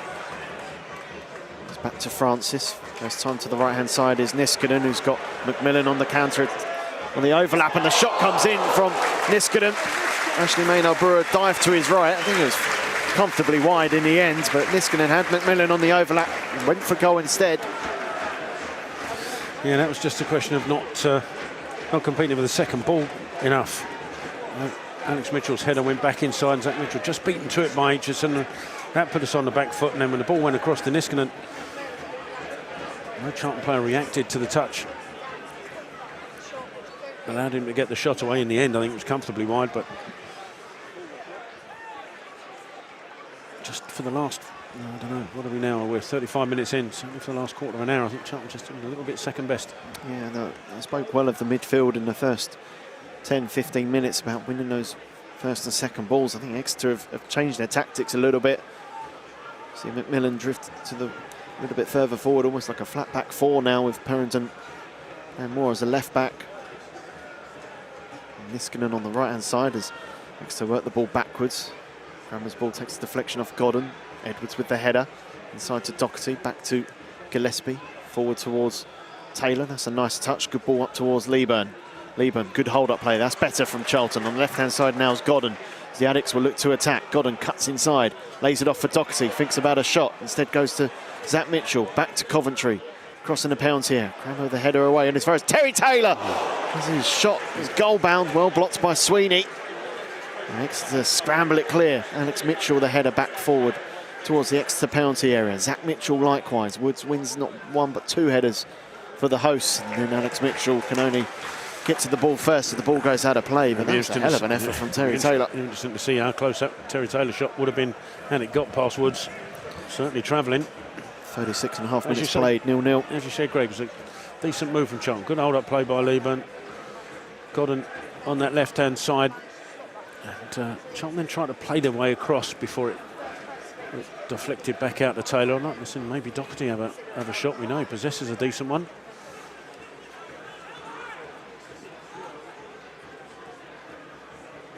Purrington with the throw down the line. Alex Mitchell wins the header up towards Lieburn. Ball might deflect to Alan Campbell. Got something on it. Couldn't find Godden, and Sweeney clears it away.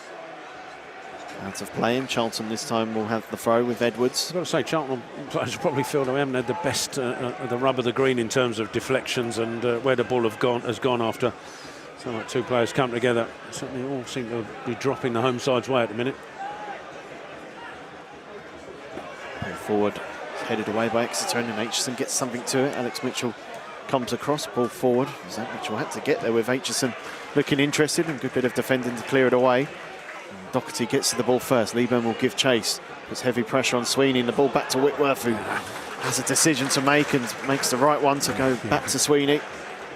You wanted to keep the panic a little bit there, but in the credit he didn't.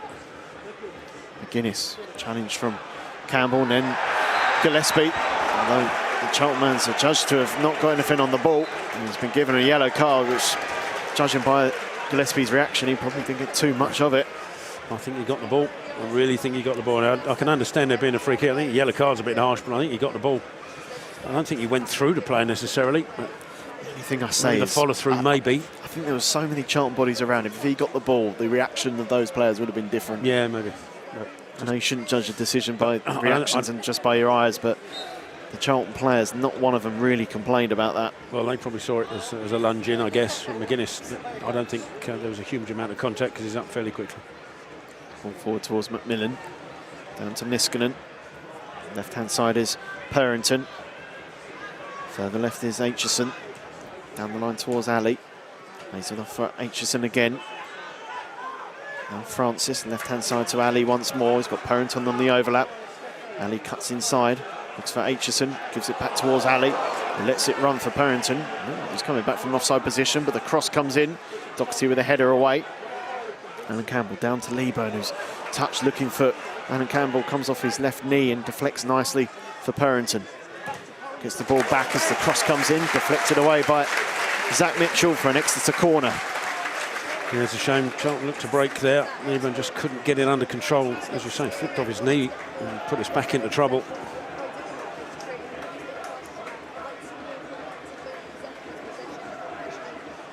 Does seem like everything we're trying to do is rushed. Woods with the corner, short to Aitchison, who's got Edwards on the edge of the penalty area. Edwards, the ball lofted towards the back post, and Gillespie didn't get called, didn't know what was behind him.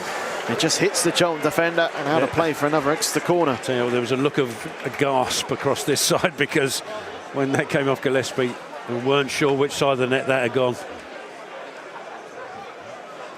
Wasn't there a goal not given for something like that very recently, I think a couple of weeks ago, where the ball found it was clearly went in the net and the referee thought it was on the wrong side, so didn't give it. Yeah, it was Peterborough during their FA Cup win. It was? Yeah. But again, that had similar vibes about it, that one. For those only listening, we've got the same setup from a defensive point of view in terms of Woods is completely free on the edge of the penalty area. And again, Exeter play it short to try and find Woods. Instead it finds Niskanen. Cross towards the far post, and Cranmer wins the header. It'll be a Charlton goal kick. But again, just that overload in the middle where Charlton are not pushing out quick enough. If you're going to leave men there, you need to push out quicker to close down the ball coming into the penalty area. There was a quick option there. Godden made a run and he was all on his own momentarily. If Charlton had been a bit more alive, now it would have been a stretch to actually pick him out from the goal kick, but it was on. Maynard Brewer with the goal kick. Doherty will jump, Sweeney wins the header. It's Mitchell the ball forward, Sweeney again. It's Mitchell once more. Coventry gets under control, but his clearance goes out of play.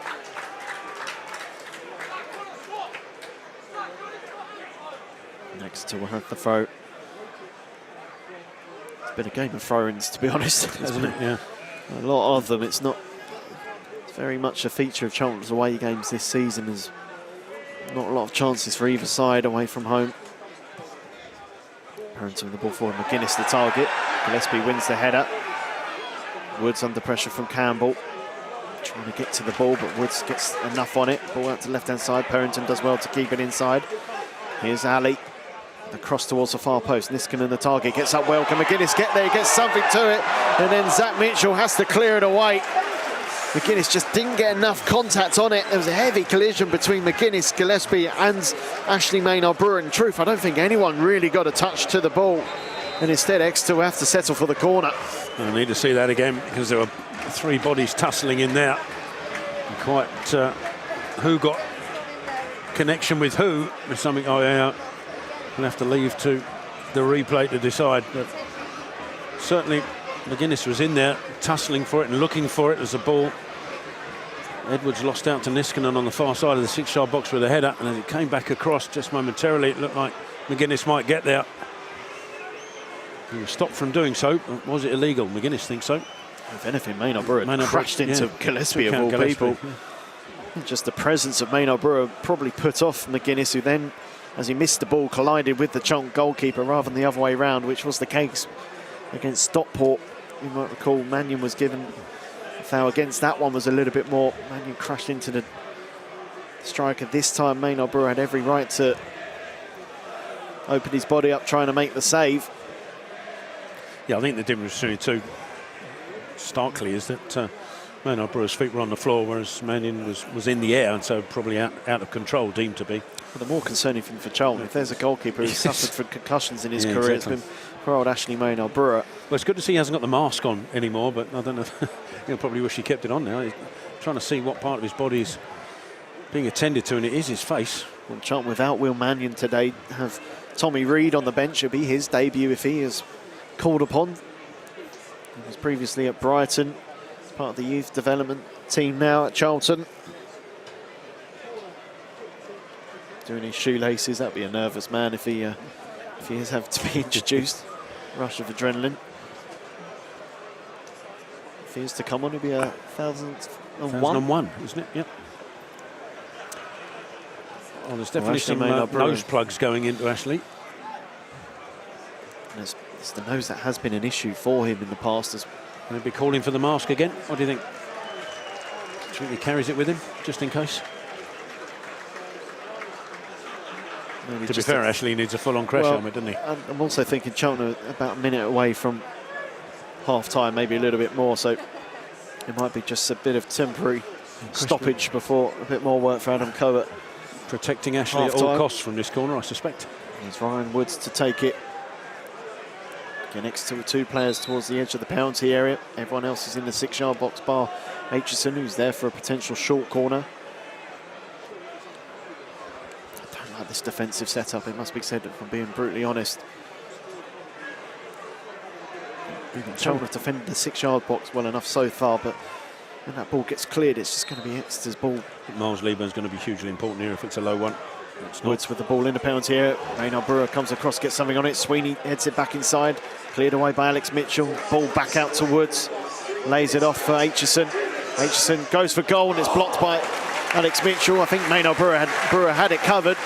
The ball goes out of play. Exeter corner. 3 minutes of added time here. It's the James Park. Corner taken short.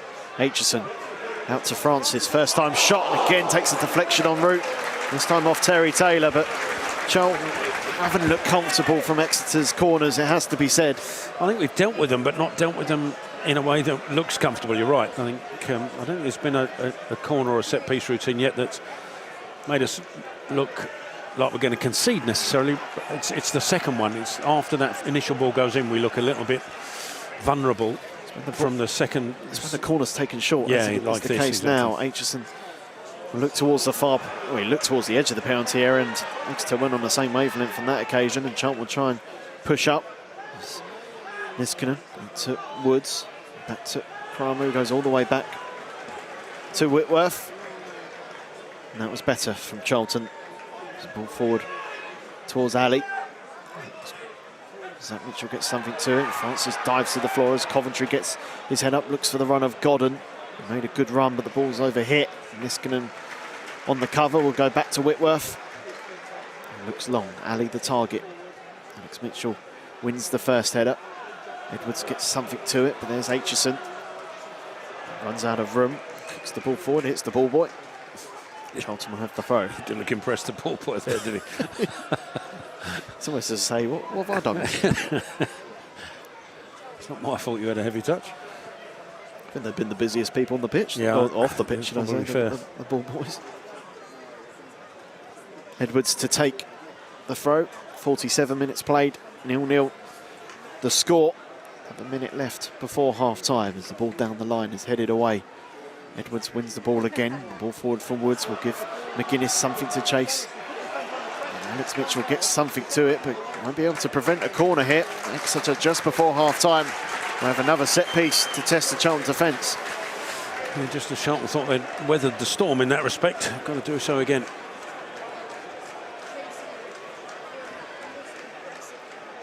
Francis this time will go across to take.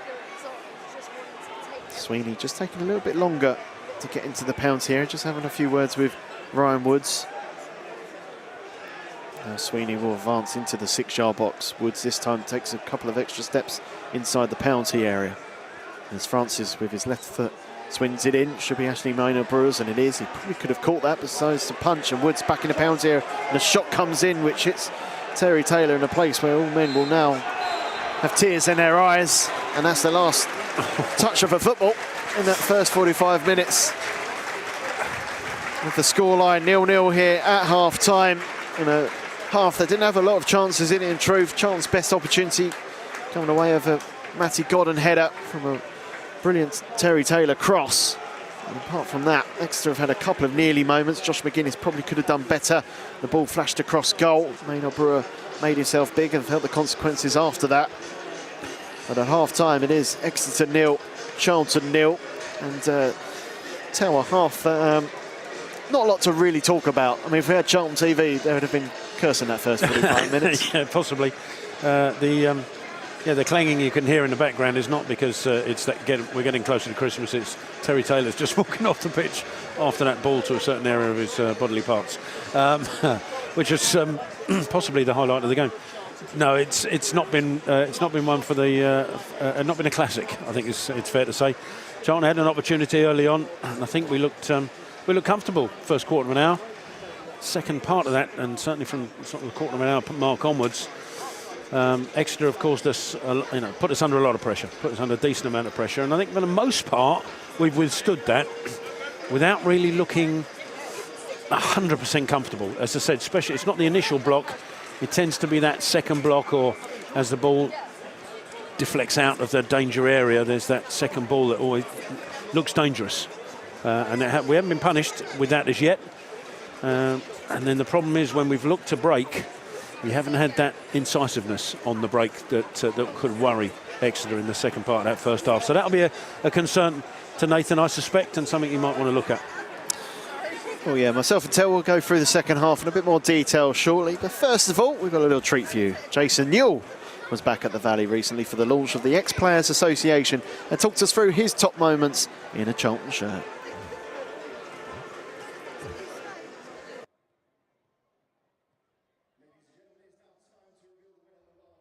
Signing for Charlton in 2001, putting that on my shoulders, being a record signing as the goal scorer, I always see that as good pressure. People will say it's pressure. Did I deal with it from the beginning? Yes, even though those numbers didn't show that, but it was something that I was looking forward to. Number two, definitely my first goal, which was in the League Cup against West Brom, which was a penalty. Had chances in games beforehand, missed them, but to be able to get that first goal, get off the mark, I think it's always important. And then came the league goal against my old teammate Ian Fuhr, who was at Derby at the time. We played together at Wimbledon. And just scoring that first Premier League goal, I think I came on as a sub that day as well, because I think I was being arrested by Curbs. But no, to get the first Premier League goal and the way that it was as well, always enjoyable. And one of my favourite moments. If I bring it back a little bit, would be my Orange advert that led into my goal against Arsenal, because I filmed it by scoring at Arsenal, i.e. Highbury back then, running at the stadium, going through the streets of London and celebrating with my supporter, because it was him getting his new text messages as the alert system, and it just so happened to be relived that in the actual game against Arsenal on Black Sabbath, and we beat them 4-2. And then another moment for me would definitely be coming back in 2011 under Chris Powell, experiencing promotion from League One. Didn't play many games, but just being involved in the group and what Paddy was trying to do moving forward with the club, and using my experience at that time just to play my part, the minutes that I got, and finishing as League One champions with the amount of points that we did, and really that being my last official year playing, even though I've never retired officially.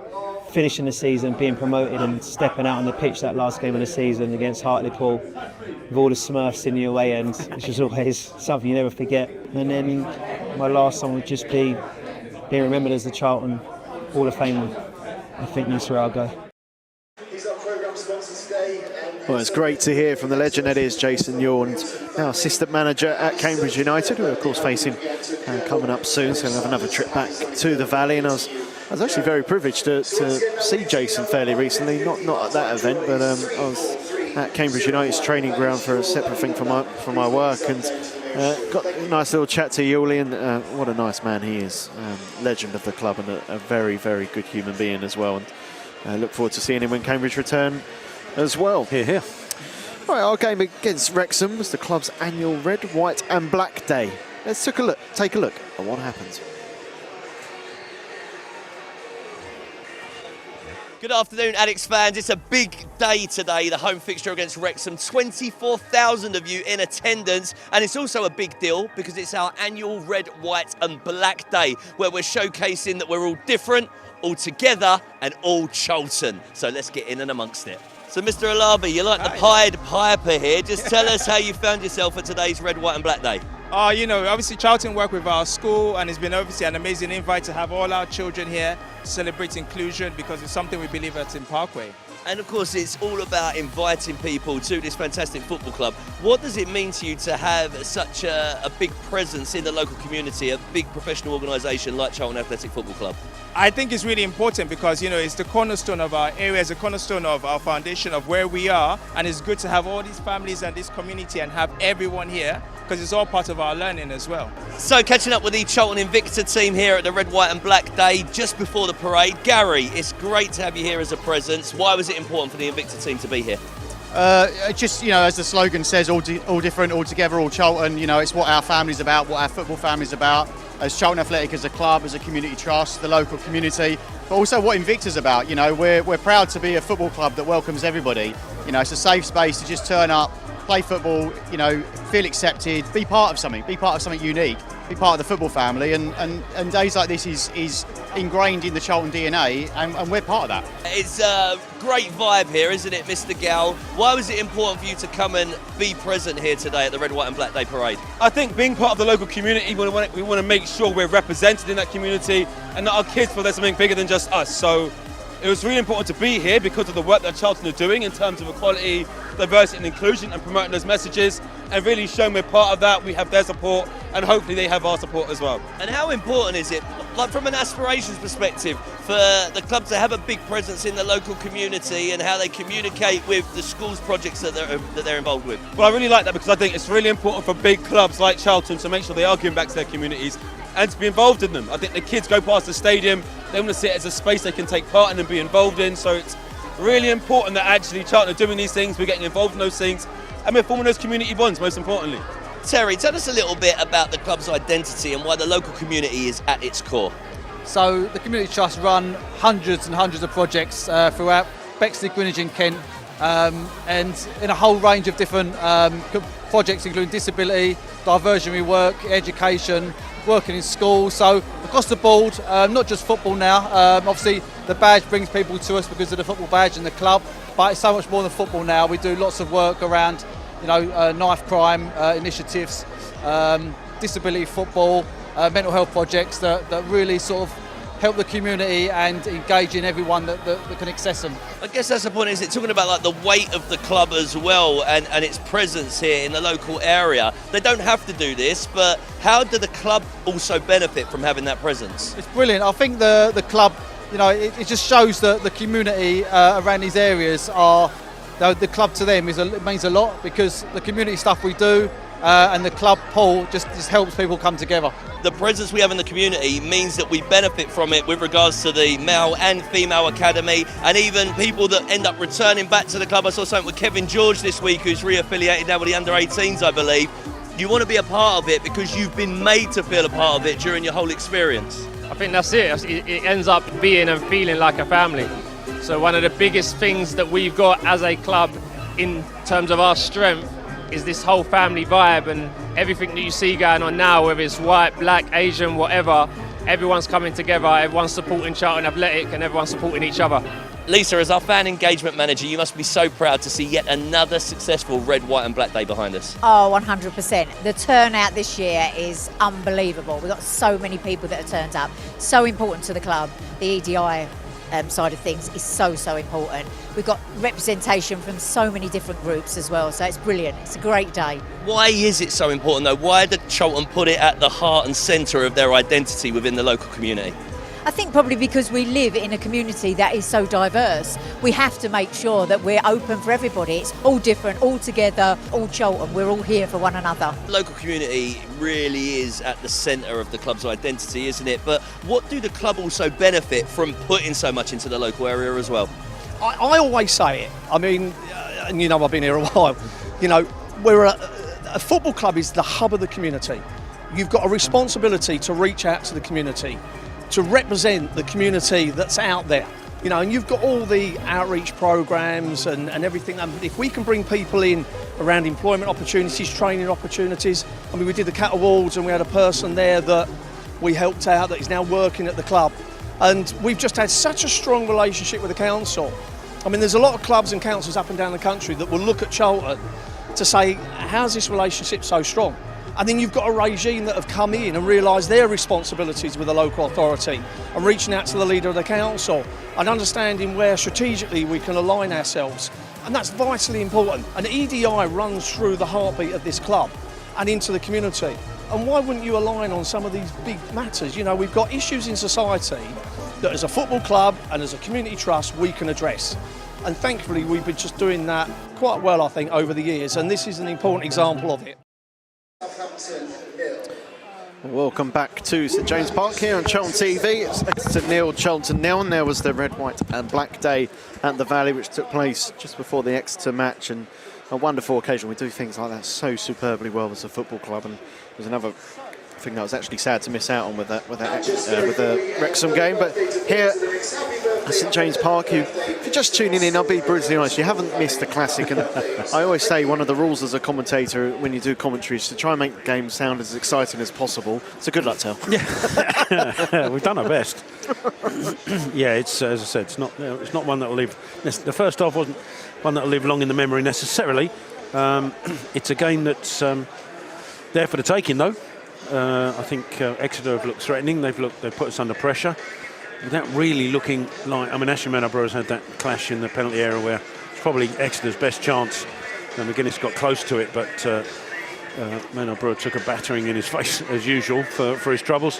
Charlton have probably come closest with the two better chances, but you get the feeling that it's you know, and we probably said this once or twice. Maybe one goal will decide it.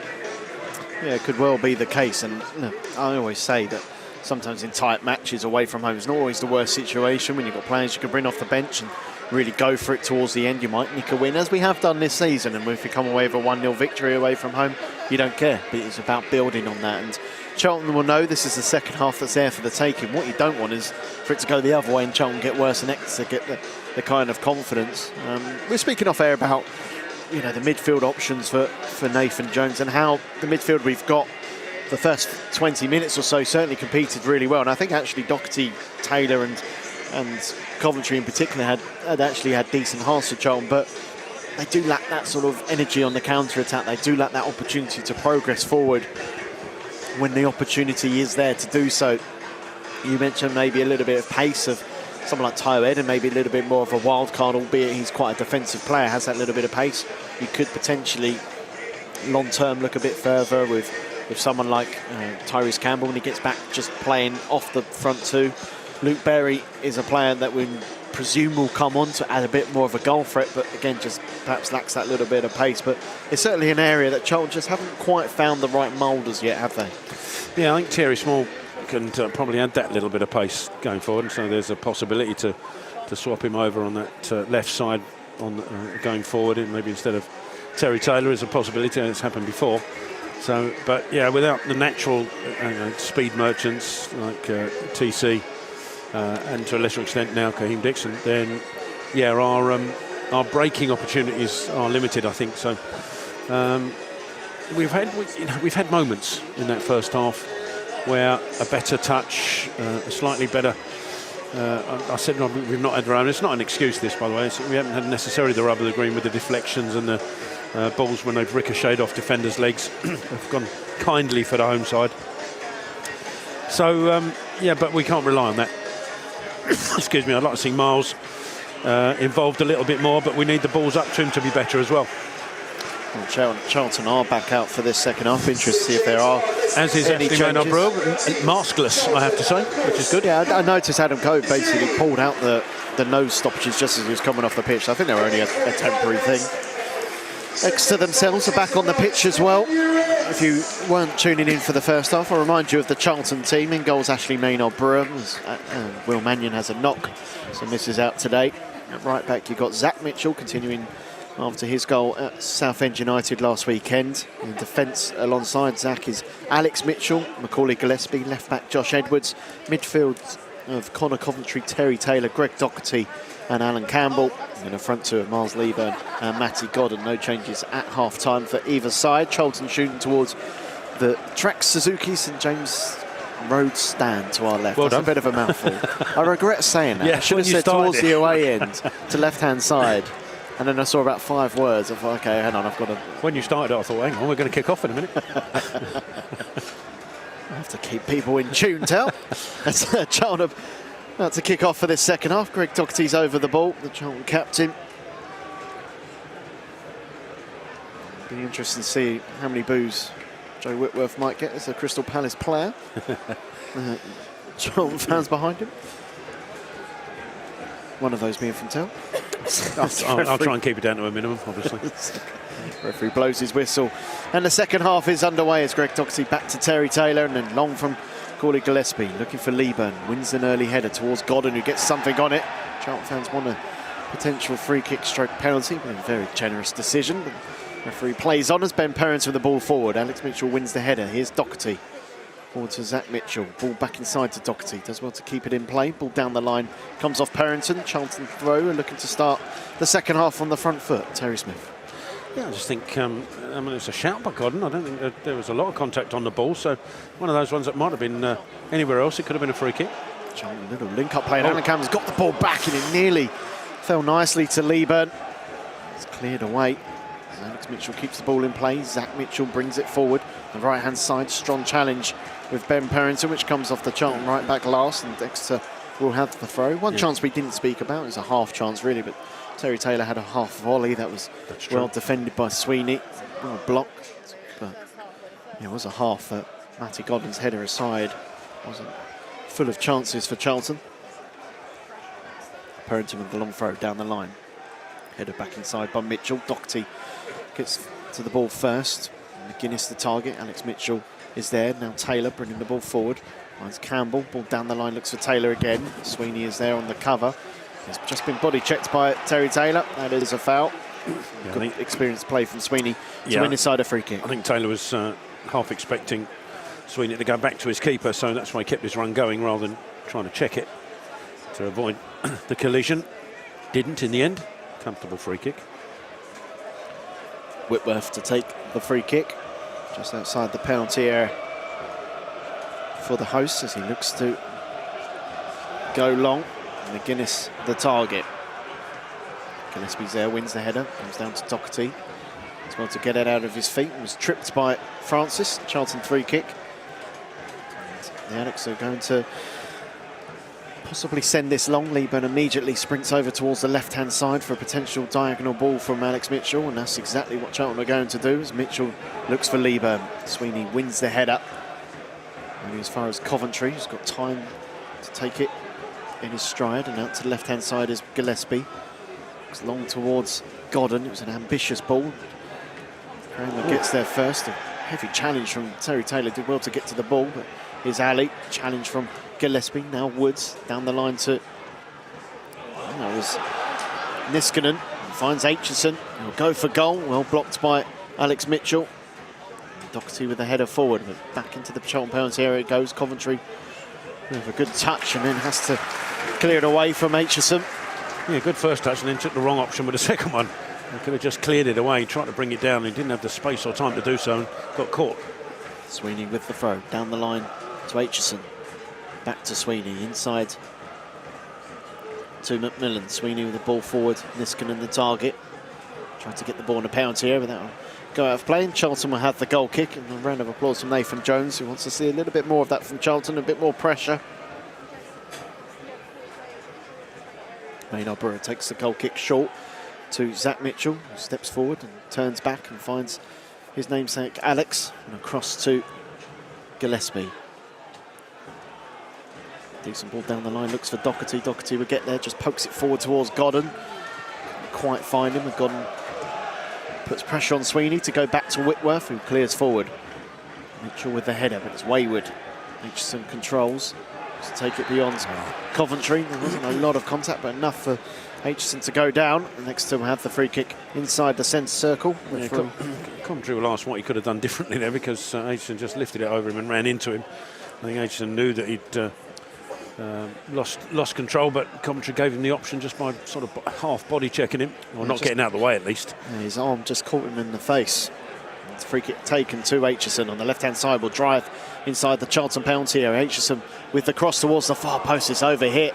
Should have done better there, and Doherty would just clear it forward up towards Godden. That's a great first touch from Matty Godden. He'll sprint beyond Sweeney, but Kramer's there on the cover, but it's a risky ball inside, and Perrington has to slide in. I'm not sure Miles Lieber needed to slide in there. I think he was hoping Godden had continued his run, but Godden had already gone to ground with the slide himself. Ball forward looks for Ali, but it's out of play for a Charlton throw. It was a wonderful touch from Matty Godden to just take it past Sweeney. Kramer on the cover. A risky ball inside, and credit to Ben Perrington, who, as we know from his Charlton days, is a very capable defender. Was able to just prevent a potential opportunity as Doherty inside to Coventry. Goes back to Alex Mitchell. It's an awkward control. And Zach Mitchell inside looking for Terry Taylor, but gives the ball away. There's Ali. Looks to turn. It's a good cover from Zach Mitchell. Makes amends for his poor ball inside to win the ball back, and Charlton will look to break as Edwards on the left-hand side is Godden. Just trying to get into the game, Matty Godden. He's back to Coventry. Taylor in the centre circle. Time to bring the ball forward, Terry Taylor. Edwards on the left-hand side. Coventry's inside for support. Here is Connor Coventry. McGuinness trying to close him down. Coventry turns and finds Taylor. On the left-hand side is Edwards again. Edwards, left-footed cross. Comes off Niskanen, and Charlton will have the corner. That's better from Charlton, much better. I mean, stemmed actually from Zach Mitchell making a mistake and then atoning for that mistake by winning the ball back, and it stemmed from there. Some control passing. Taylor with the corner for Charlton in front of a packed away stand.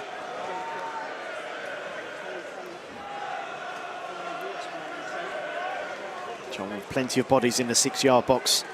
As Taylor with his right foot prepares to take. Swings it in towards the near post. It's a wasted delivery. Niskanen clears it away only as far as Edwards. Ball back in, Mike drops to Godden. It does. Matty Godden with a strike. Comes off the back of the advertising balls and then into the side netting, which caused a little bit of confusion for some Charlton fans.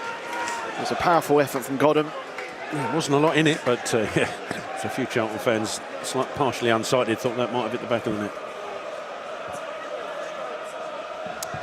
Whitworth with the goal kick to Perrington. And back to Ben Perrington, who clears down the line. Ali controls, turns a little bit too easily. Nathan Jones is liking, and next to will look to break, but that's a poor ball by McMillan. Well read by Josh Edwards, who's on a run here for Charlton. Goes on the outside of McMillan, and Edwards gets beyond him. Josh Edwards, early cross, looking towards Lieber, and it's a wonderful ball in from Edwards, and nearly converted by Miles Lee, but he couldn't quite catch up to the ball. Oh, it's an outstanding reaction to a poor ball out. Edwards did superbly well. Left Macmillan in his wake. Perfect ball in and just inches ahead of Miles Leeburn's foot. Charlton would like to see that a little bit more from Josh Edwards. He has that in his locker, ability to drive forward like that. Put in a wonderful cross for Miles Leeburn against Southend. As the throw comes in and Ali adjudged to have fouled Zach Mitchell, and suddenly Charlton are the ones now in this second half who are finding a bit of joy and trying to create opportunities. The opportunity to deliver this ball into the penalty area. Charlton sending everybody forward. Bar Edwards.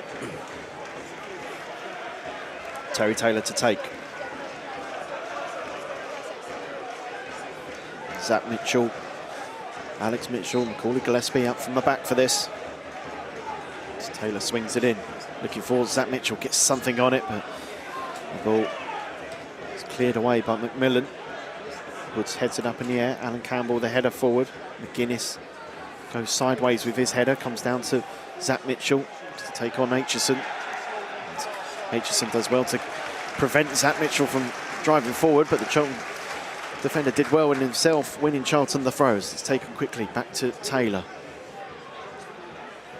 Back to Alex Mitchell, he's got Coventry in space inside the centre circle. Asking Gillespie to push up as Coventry, ball out to the right-hand side, looks for Zach Mitchell. It's a wonderful ball. Mitchell controls. Aitchison handles the ball. Be a Charlton free kick, about 3 yards away from the penalty area on the right-hand side. Yeah, I mean, if he'd had just let it hit his hand, Aitchison, I don't think anything would have happened, but there was a sort of like a punching motion after he got close to put it out for the corner. Yeah, hit his hand, then hit his face. I mean, you might argue there wasn't a lot he could do with No, that, I tend to agree, actually, but Charlton with the free kick nonetheless, and the pressure's increasing here. Taylor will take. Coventry is now the one that's spare on the edge of the penalty area, a bit like how Woods has been for Exeter. And Woods is now closing him down slightly, has gone back in to try and block a potential run in the penalty area, run in the 6-yard box by Leeburn. Do you lift this in or drill it? Taylor instead looks for Connor Coventry, first time effort, goes for goal and narrowly wide. Didn't catch it as cleanly as he might like, but it had the kind of awkwardness about it that might have taken a deflection. Tried to place it into that corner. Wasn't far wide.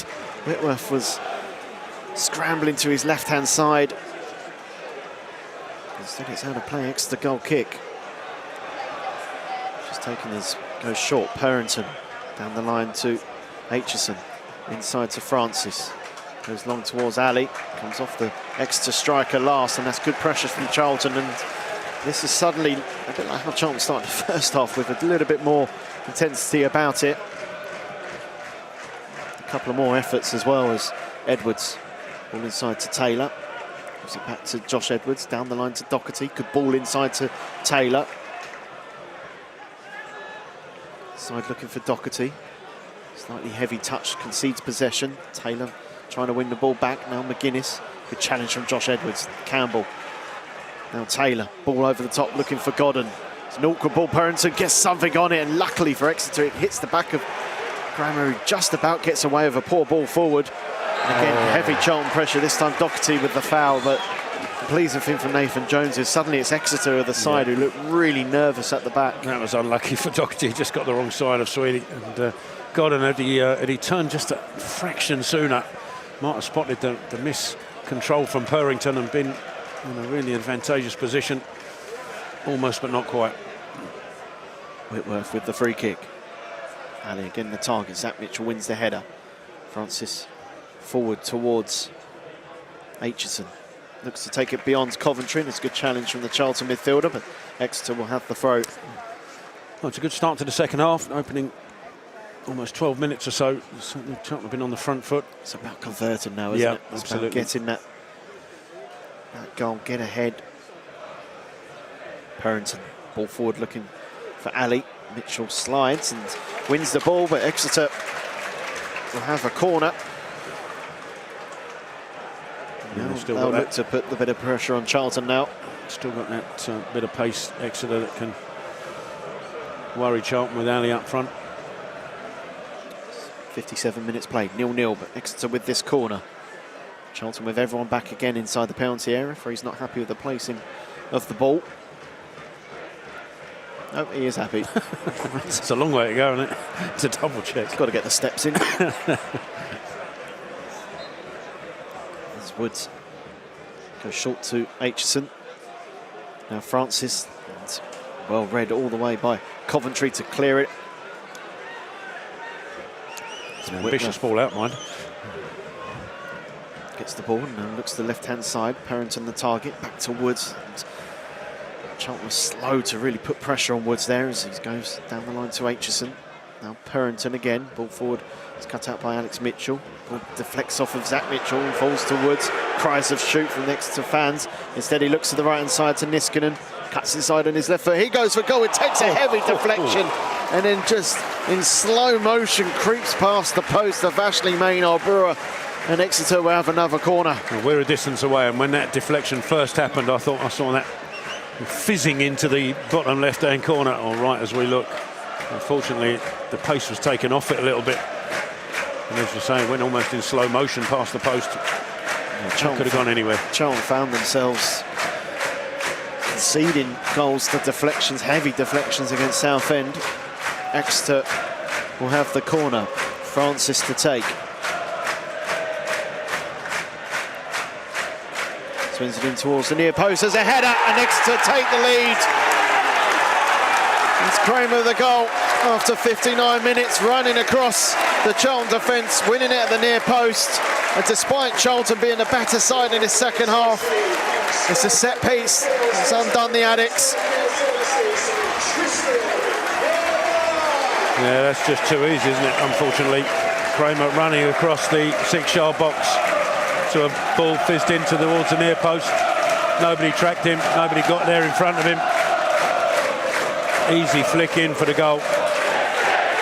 And as you say, for the opening quarter of an hour, pretty much we've been the side on top. And then one lack of concentration and we find ourselves behind. Christian Kramer, who turned 23 yesterday, gone to celebrate his birthday weekend, and now Charlton will have to come from behind. Not the first time we've had to do that this season. And Charlton, with that pressure in that second half, weren't able to get the goal. Now find themselves chasing the game, but they've kicked off here and the ball on to Lieber, wins the header. Godden back to Coventry. The left-hand side is Edwards. Edwards crossing opportunity, looks towards Lieber, and as Kramer wins the header. Aitchison trying to get their first head of Connor Coventry. I think Coventry got the last touch. I'm not sure the linesman had any clue why that wasn't. The referee gave that one, I think, from distance, because I think it was almost too close to the linesman over there to give it. But so frustrating. All in that first half, similar balls in. We got there first, we'd got that first clearance away and hadn't really looked in trouble from those set pieces. First one of the second half after we've been in control, and we don't do the stuff we've done all in for the entire first half. Mitchell with a header forward, and Woods clears it away. Gillespie facing his own goal, goes back to Ashley Maynard-Brewer, has got time to control.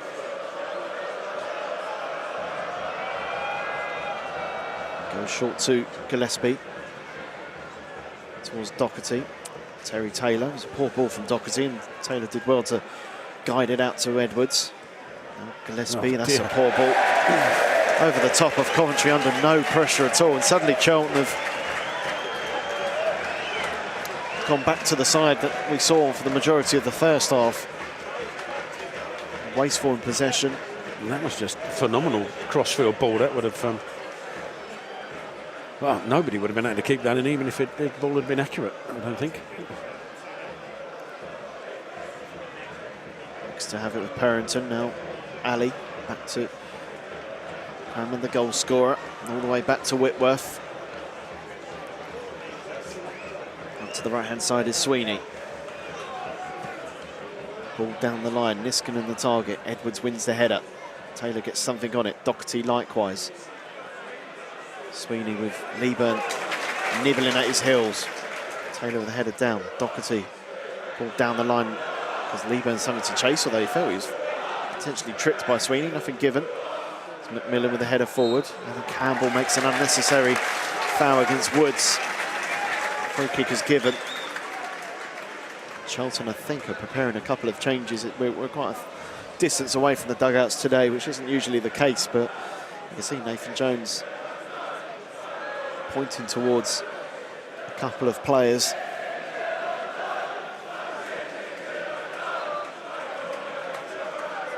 Exeter with the free kick, Sweeney to take.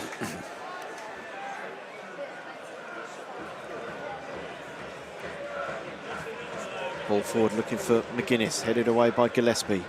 Taylor controls. Out to the right-hand side is Zach Mitchell. Has to turn back and finds Terry Taylor. Good ball forward to Alan Campbell. Campbell takes it beyond Perrington. Campbell looks for Godden, doesn't get enough pace on the pass to really trouble Exeter, but Godden retrieves. And turns, Zach Mitchell is down the line. Mitchell back to Taylor. Good first touch, takes it away from Ali. Decent looking cross towards Lieben, just ahead of him. And McMillan will clear. Good pressure from Doherty prevents that ball going further. It will be a throw for Exeter. So it looks like Ghassan Ahadmi is being prepared to come on.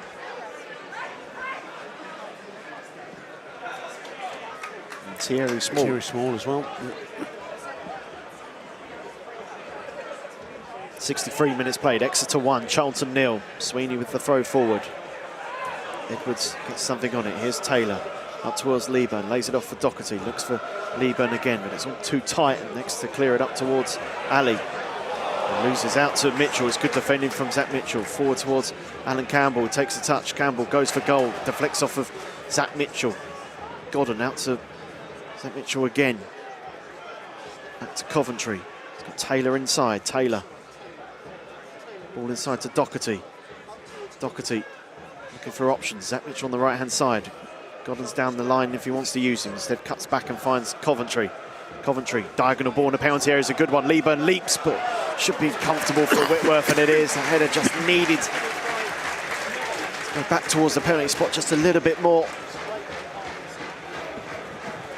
Yeah, maybe the pace on the cross wasn't enough for Lieben to generate the pace back across the goal. But again, it's a half an opportunity for Charlton.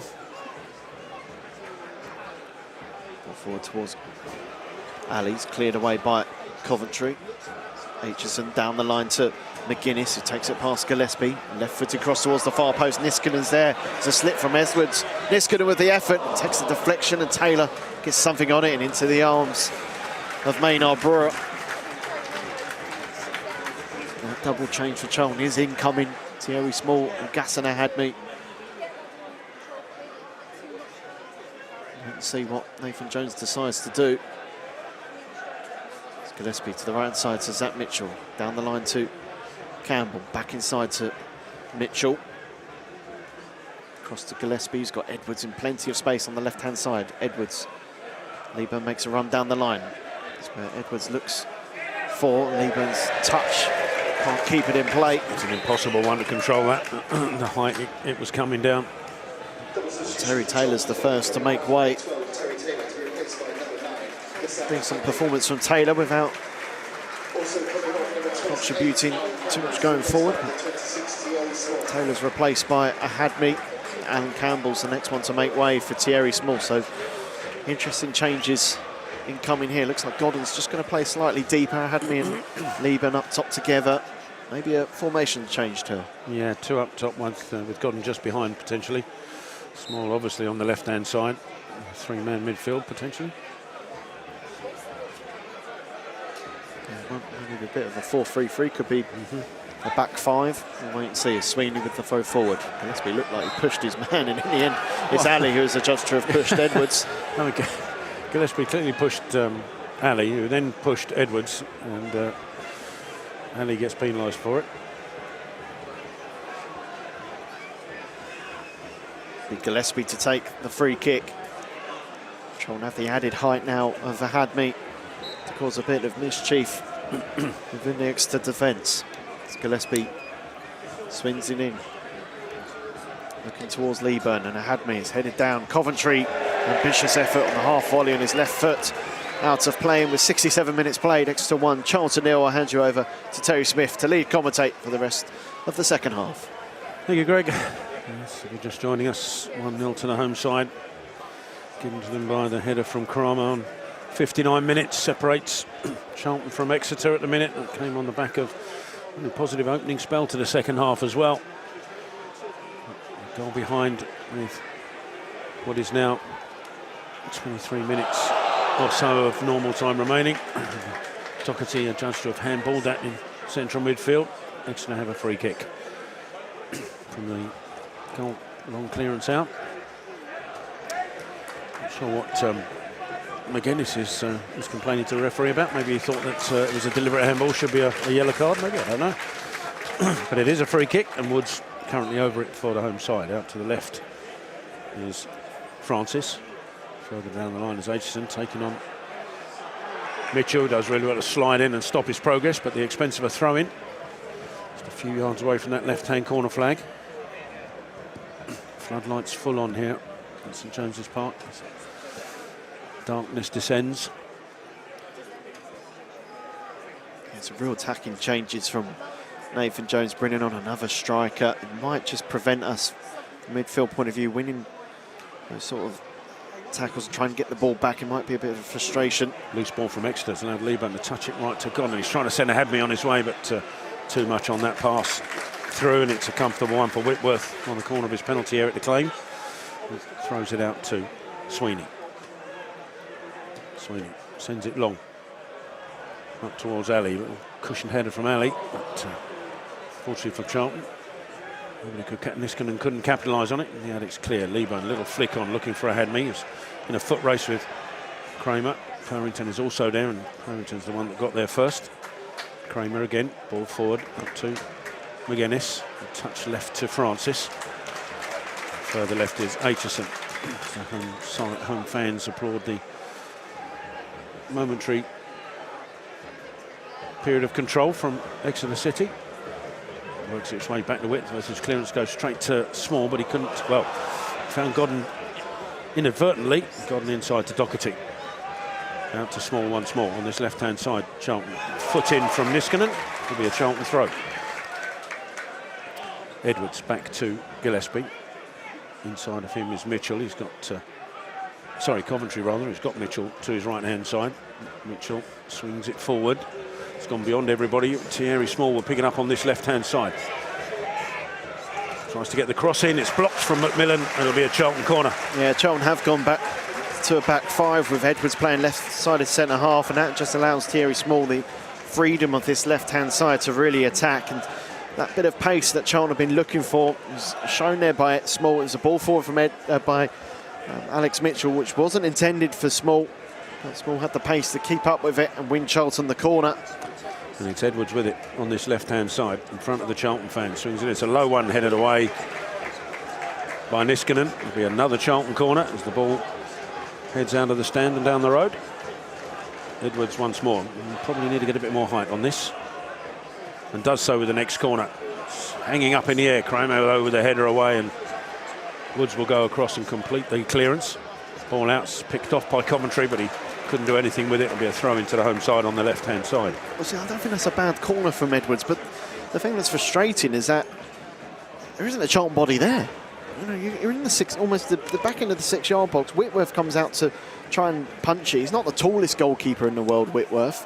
He looks a bit uncomfortable with the ball in the air like that. It wasn't the cleanest of clearances from Kramer either, but there was no Charlton player looking to try and attack it at the far post. If that was the tactic from the corner, then there has to be someone on the end of that. That wasn't over hit at all. Throw in. It's not left by Exeter, and Niskanen will get there before Small. Sends the ball forward up to McGuinness. Looking to take on Edwards. Gets a shot away. Well, I don't know if that was a shot or a cross, but it's probably a cross, but to nobody there. Ali wasn't even close enough. The ball drifts out to the right-hand side. Mitchell to Doherty. Back to Alex Mitchell, who pings it forward. I don't know who that... I think it hit Francis. He's gone out of play right by the corner flag. Yeah, I think Alex Mitchell's a very talented defender, but one of his weaknesses is receiving the ball under pressure. the best centre-halves in the country get a ball like that, they take on the half turn or open their body up and play it across to spread the play. Instead, we're looking to hurriedly clear it. It puts us in danger constantly. I'd like to see Charlton just play with a little bit more freedom, open the body up and find that space over the left-hand side. Well, the home side are going to make a change. First one to come off is Melena Kelly. Who's coming on is Jay Bird, and also coming on is Dimitri Mitchell. And Jack Aitchison will make way for him.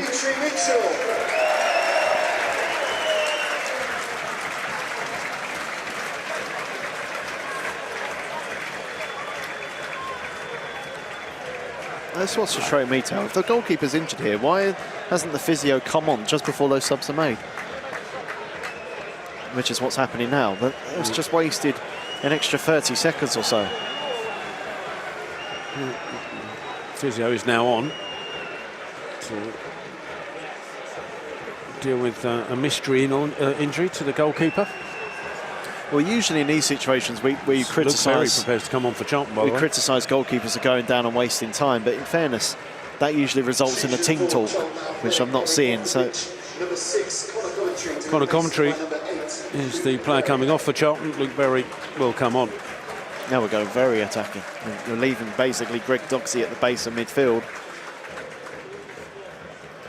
I thought it might be Berry on for Doherty, just allow Coventry the bit more defensive capabilities. If Charlton go ahead, then that midfield suddenly looks really attacking. No, I'm being getting ahead of myself, saying it'd be nice for Charlton to be ahead, but you get my point. Yeah, Charlton restart with a throw in the corner, the right-hand corner, headed back in by Perrington. Mitchell with the header away. Doherty will send it forward, but Sweeney will deal with this. Head it back towards Doherty, who again gets a header to it. Leeburn will look to flick it on and does. Can Godden get there? Yes. Godden looking for support. Left and right, little touch left to Leeburn, but just slightly ahead of Leeburn. He couldn't control it, and Exeter City have it back. McMillan back to Niskanen. Ball upfield to McGuinness. Cross to McMillan once more. Down the line, looking for Bird. Goes back towards McMillan. The touch from Small guides it out of play. It'll be an Exeter throw, 15 yards or so inside the Exeter half on their right-hand side. Yeah, we haven't had a lot of opportunities to really get Hadme and Leeburn in the game as a pair. There was one half a potential opportunity where Hadme won a header, then Leeburn won a header. But we've got extra height up top now. If we are going to go direct, we've got them picking up the second balls. We need to try and find a way of finding them. This could be it. Bird gets to the header, but he can't guide it to anybody other than Alex Mitchell. Back to Maynard Brewer, out to Gillespie. Left edge of the penalty area, bringing it forward. To his left is Edwards. Edwards got Small down the line, but instead goes cross-field, looking for Ahadmi. Oh, camera ducked down a bit at the last minute there, and Ahadmi wasn't close enough to benefit. So it'll be Whitworth to guide it out to the left-hand side. Down the line it goes from Francis, bypasses Bird and tidied up by Mitchell. Gillespie now, across to the left is Edwards. Edwards looking ahead of himself is Leeburn. A back heel from Leeburn because he's slightly overrun it, and then the nudge from Small in the back of Niskanen provides the free kick to the home side. Relieves a bit of pressure. Sorry, Till. I tell you what can't work out. I just made the point of you've got two strikers on now who are physical, who are direct, who are going to look to go long too. We're finding difficult ways of trying to get the ball to them. We work it twice to the left-hand side to Edwards, where he's getting narrowly closed down, so it can only go long down the line, which doesn't suit either Ahadmi or Leeburn. So they're not picking up balls. If we want to go direct, we have to get there quicker, get it to Macaulay Gillespie, and get it long and feed off the second balls.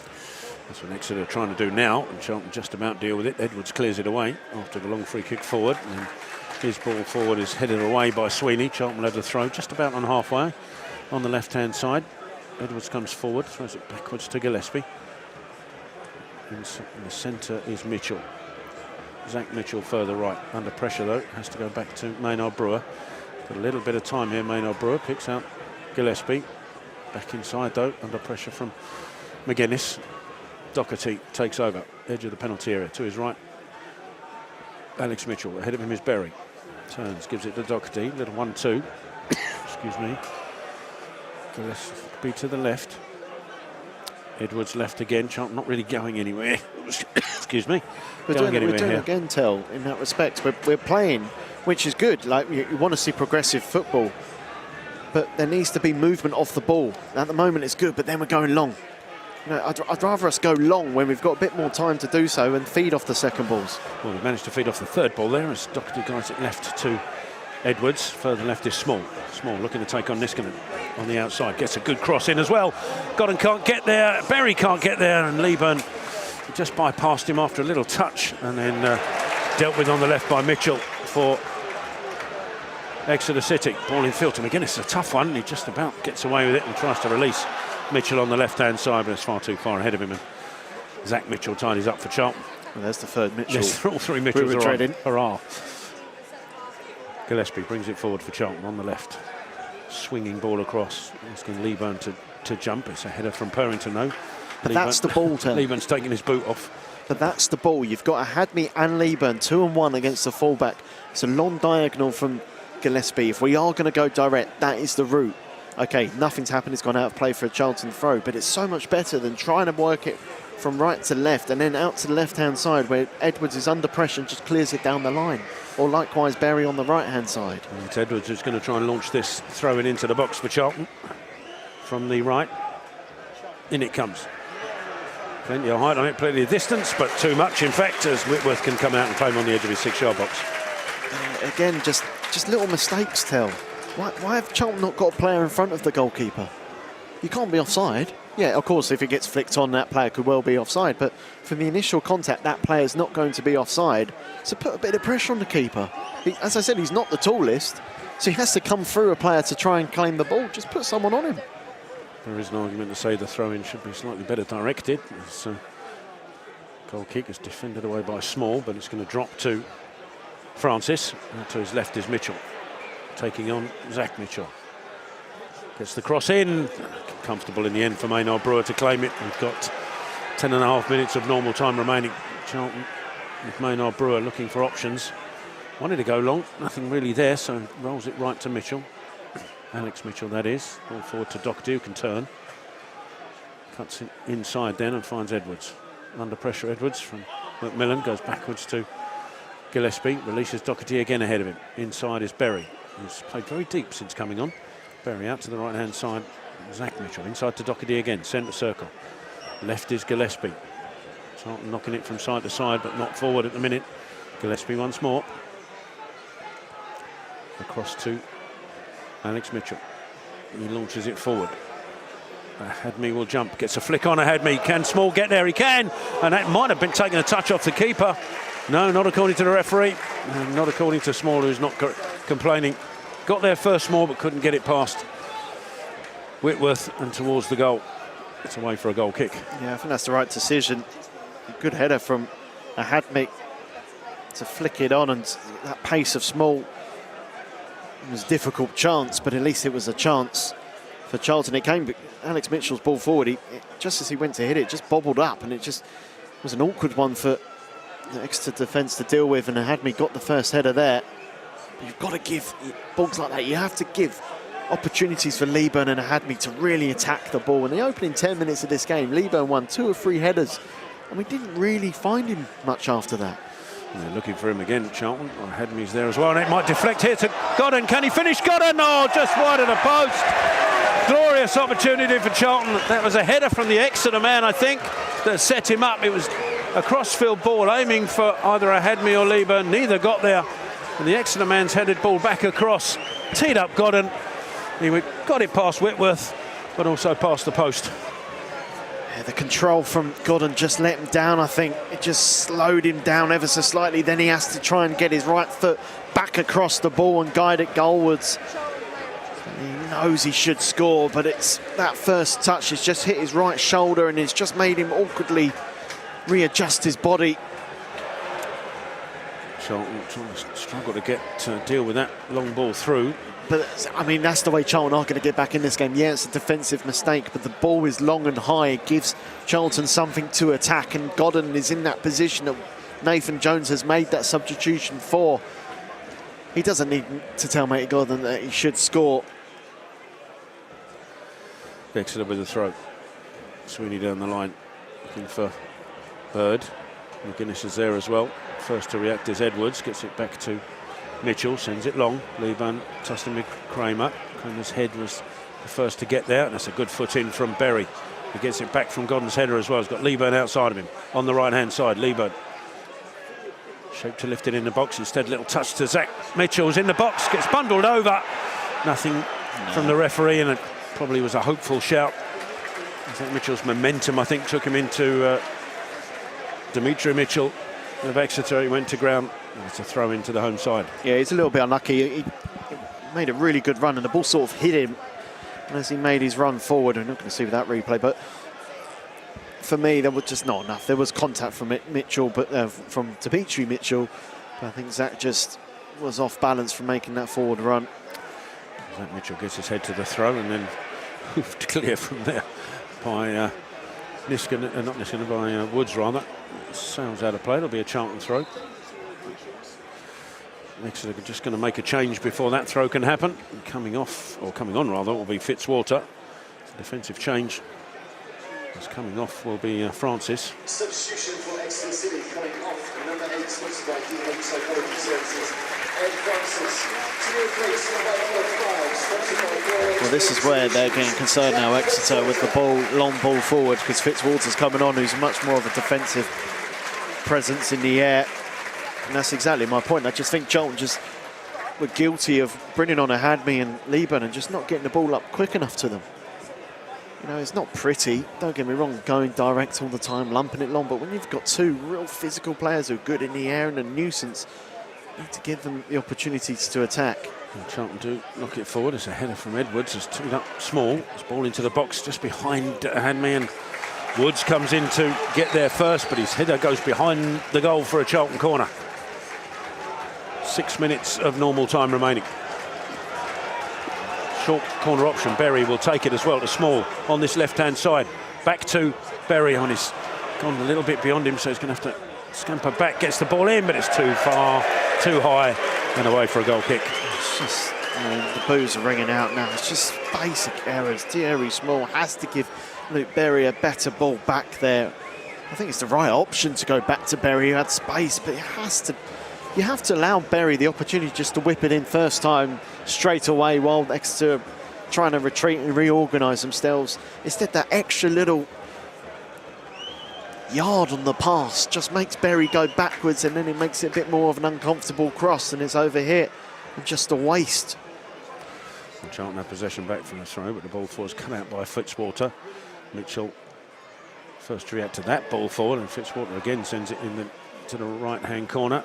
This time Mitchell gets it away. It's a Godden flick on, but be too much for Leeburn, I think. It'll run through to Whitworth.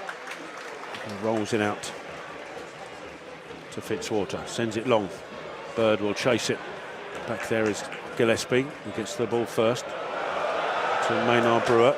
Clears it away with Bird putting him under pressure. Goes beyond Hadmi, the clearance. Can Godden get there? No. Kramer clears it away. Small trying to get there first. Does so, but Niskanen with the challenge, gives Charlton a throw. Go forward here, you've got a long throw, Josh Edwards. Well, he uses the long throw, but it goes backwards to Gillespie with it. Across to the right-hand side is Mitchell. He's going to send it back cross-field, looking for a Hadmi. Can't get there, Sweeney heads it away. Edwards heads it back towards the Exeter penalty area. Again defended away, but Edwards, Doherty rather, picks it up for Charlton. Touch back to Gillespie, send it forward. Mitchell, little header forward. Leeburn looking for it. Fitzwater gets there first and clears it away for a Charlton throw. And Charlton are just getting a bit more urgency about them now. They're going long quicker. They're putting Zach Mitchell as another extra option on the right-hand side, and vice versa when the ball's over on the left-hand side. Thierry Small and Josh Edwards are progressing further forward. I think the argument is, well, can't Charlton do this 20 minutes ago as soon as they concede? Edwards throw, can he get this to a Charlton player? Headed away, Doherty will pick it up, goes back to Edwards on the right-hand side, into Doherty once more. Trying to tee up Edwards again. Edwards with the ball across, cleared away by McGuinness. And Bird makes a complete hash of that and hits it off of Mitchell. It'll be another Charlton throw, albeit 10 yards further back. Edwards this time throws it in, looking for the run of Zach Mitchell, whose cross is cleared away by Fitzwater. It'll be another Charlton corner. Exeter now will just be desperately trying to scramble it clear. That's all the makings of a late Charlton goal at the moment. Needs a good corner, we need a good delivery here, Tel. Second half of set pieces haven't been as good as they have been in recent weeks. Well, it's Edwards with it on the Charlton right-hand side. Swings it in. Flicked on and then defended away, I think, by Niskanen. It'll be another Charlton corner. Let's see, again, that forward run towards the near post from Godden. I'd like to see that again. Saw Kramer score a goal like that for Exeter earlier today. Edwards with it. Berry trying to get there. Niskanen heads it away. Small for Charlton. Gets it caught under his feet slightly, but finds Doherty. Lifted ball forward, flicked on. A header coming in from Mitchell, and it's just wide. Alex Mitchell. It's teed up for him. He got there. Goal at his mercy might be overstretching it a bit, but that was a serious opportunity for Charlton again. It was a great chance, Tel, because it's a free header, and I think he should score. I think, or at least hit the target. He has to hit the target. It's a clever little dink over the top by Greg Doherty. And the header back across, and there's Mitchell, centre half. He's so annoyed with himself, Alex Mitchell. He knows he has to hit the target, and McGuinness has done the right thing here for Exeter and just going down. And down they are going to make a change, whether or not Doyle will come on for McGuinness is a... Yeah, potentially, but either way, like, it just needed to kill the game, because Charlton have been the side on top in the last 5 to 6, 7 minutes, but... Well, the ball went up, but nobody could tell what none of the numbers worked. I mean, I think it might be McGuinness, but certainly, Doyle is definitely coming on, but I've no idea who's coming off, because the board was fairly nondescript and invisible, actually. It might well be McGuinness. Yeah, he's taking the applause. The frustration for me, Tel, is second half, I don't think we've been that bad. Yeah, we've been wasteful, we've had chances, we conceded a poor goal. We haven't been great, don't get me wrong. I don't want people sitting there thinking, what's Greg talking about? We've been poor. As a whole, we've been poor. The second half, I think we came out and they've actually shown a little bit more, it's a bit more danger about us.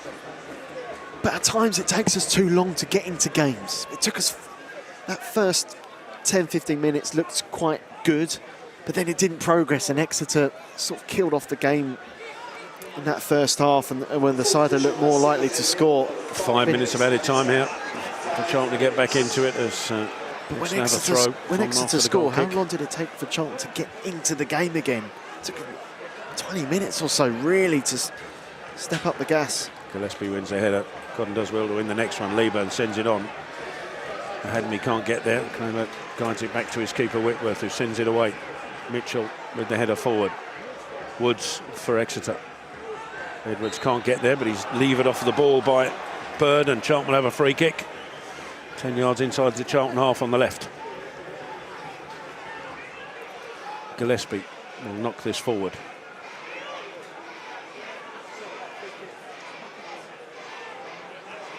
Gillespie sends it across to the right-hand side. Leeburn will jump, gets a header on it, but Mitchell clears it away for Exeter. Doherty can't get anything on the first attempt, but then guides it across to Gillespie, out to Small on this left-hand side. Niskanen for company, goes past Niskanen well, and surely he's dragged back there. And Charlton will have a free kick, and Niskanen will get in the book.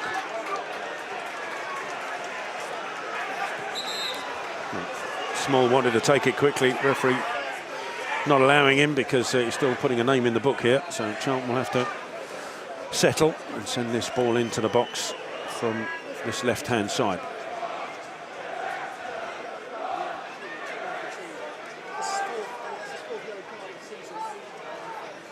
Berry is across here to swing this in, and if he wants it moved back a couple of inches, he's going to mark out the 10 paces for the one-man wall.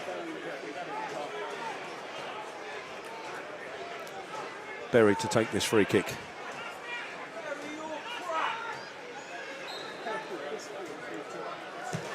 Free kick comes in, it's a deep one. Mitchell's there, heads it back across, headed away by Sweeney, almost off the line. Another opportunity, he goes begging for Charlton as Edwards sends it back in, but that's straight to the keeper. Well, it's an outstanding bit of defending from Sweeney, not for the first time today, it has to be said. It's a well-worked free kick towards the far post. It's a good header back across. And there's Charlton players queuing up for it. And there's Sweeney, the only Exeter defender in the 6-yard box to deal with it.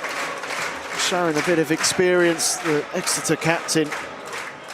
He made a vital block in the first half, and he's just made another important intervention there. Got him tussling with Kramer on road through to Lieben. Oh, it's not fair.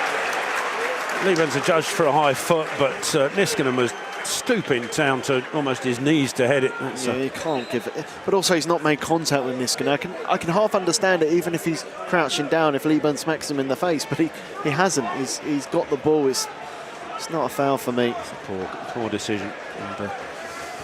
But we shouldn't be relying on those. No, 2 minutes left of added time. And in truth, I think the referee's had a very good game. Not that he's had too many big decisions to make. Yes. Whitworth sends a free kick away. Edwards with the header, little touch from Doherty. Small sends it forward. Lieben will jump and heads it on. Hadmi will chase. Kramer and a Hadmi tussle, and I think Hadmi just had the last chunk of shirt. They were both doing it. Hadmi was the one who got penalised. It's moments like that tell, which is why we won't get promoted at this rate. Decisions like that, mistakes that we've seen in this second half from Charlton, not defending the corner properly to concede the goal. Little mistakes like taking a quick corner and then giving the ball back poorly so he overhits the cross. These little mistakes all add up and tally up. You're away from home. You know, Charlton probably does it. In truth, it's a 1-1 scoreline that should be the case right now, but we don't want to come here and get a point. We want to come here and win games. And we're not doing enough to do that. And if we're trying to progress as a football club, you have to come to Exeter and come away with 3 points. Well, Exeter have possession at the moment, down their right-hand side. Ball forward to But Doyle. Runs out of room on the right-hand side, so Charlton will have a throw. We're into the final 30 seconds of added time. We should have another 30 seconds. There was a substitution made, so probably about a minute left by my guess. Needs to go forward quicker. Well, it's back to Maynard Brewer to do just that. Sends it forward. Hadmi will flick it, but doesn't find a yellow shirt. Kramer sends it back towards Maynard Brewer, who will pick this up on the edge of his penalty area. And ask Charlton players to stream forward as he sends it up into the sky. Berry and Mitchell both challenging for it, but it's Dimitri Mitchell for Exeter who comes away with it. And then Fitzwater launches it forward. Gillespie with the header. Woods will pick it up for Exeter, and that is the final moment of the game. And the game which Charlton have lost 1-0. The moment coming in the 59th minute when Kramer got his head to the corner. Nobody challenging him in the box. And we sort of said at half-time that it might be one goal that decides this, and that was the one. And Charlton tried hard enough to get back on level terms, or even better. And glorious opportunities with Matty Godden, Alex Mitchell, and almost a goal line clearance from the Exeter captain towards the end as well.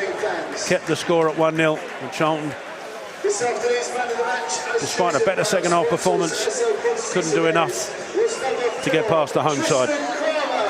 Well, exactly that, Tel. It's a poor result. It wasn't a great performance. I think second half we were better. We created chances in that second half. We should have scored. But as I said just before the end there, you want to come to Exeter and come away with 3 points. You know, and at the moment, we come to Exeter, and then at half-time we're sitting there going, oh, we'd like to nick it. We'd like to nick 1-0 here. And we always felt that the next goal would probably seal the game. We're looking for Charlton to progress as a football club, and we're doing the right things off of it, in my opinion. We're making great decisions, but then on it, we just can't seem to get the consistency. We can't seem to put a performance together to really inspire to get 3 points. Exeter away is, not an easy League One fixture in recent years, but it's a match you want to see Charlton come here and test Whitworth. How many saves did Whitworth actually make? That, we had good opportunities that went wide. Mitchell's header at the end. Godden had a chance that went wide. Whitworth made one save that I can think of, and that was the Godden header. Apart from that, he didn't make a save, and that's where the question marks come in. How can we improve? And we had 3 tricky games in a week, and we got a point from every single one of those. Not winning one of those and losing today has actually not helped us at all. We're just floating in the same sort of areas we've been as a football club in the last 2 years. But they need to get back. It was a long old drive. They'll get back. So Charlton fans have travelled so well again of going back. They have to take the criticism. There will be criticism that come their way. There will be posts on social media tonight. There will be discussions about what happens next, how we can improve. You've got to prove these people. They're paying their money to come here. We're not a League One football club, but we're becoming a League One football club through not getting results. And we need to turn it around quickly, and it needs to happen against Peterborough next weekend. Well, we have got Peterborough next weekend, as Greg rightly says. Before that, of course, we've got the Bromley BSM Trophy match on Tuesday night at the Valley. And obviously, it might not be something you want to do, but do check Charlton's social media channels for post-match reaction, which will be coming up in the next few hours or so. Do join us back on Charlton TV, both for the BSM Trophy and Peterborough next weekend, if you are legally allowed to do so. It's been a disappointing afternoon stroke early evening for us here at St James's Park, but we do thank you for watching and listening here to us on Charlton TV. Unfortunately, we couldn't bring you the victory that we wanted, couldn't even bring you the point that we thought we might be able to rescue towards the end. It's ended pointless as we go down a goal behind to Exeter City here at St James's Park. Again, thanks for joining us. Try, if you can, to enjoy the rest of your weekend. In the meantime, from Greg and myself and from Diana back in production at the Valley, thank you. Take care. Good night.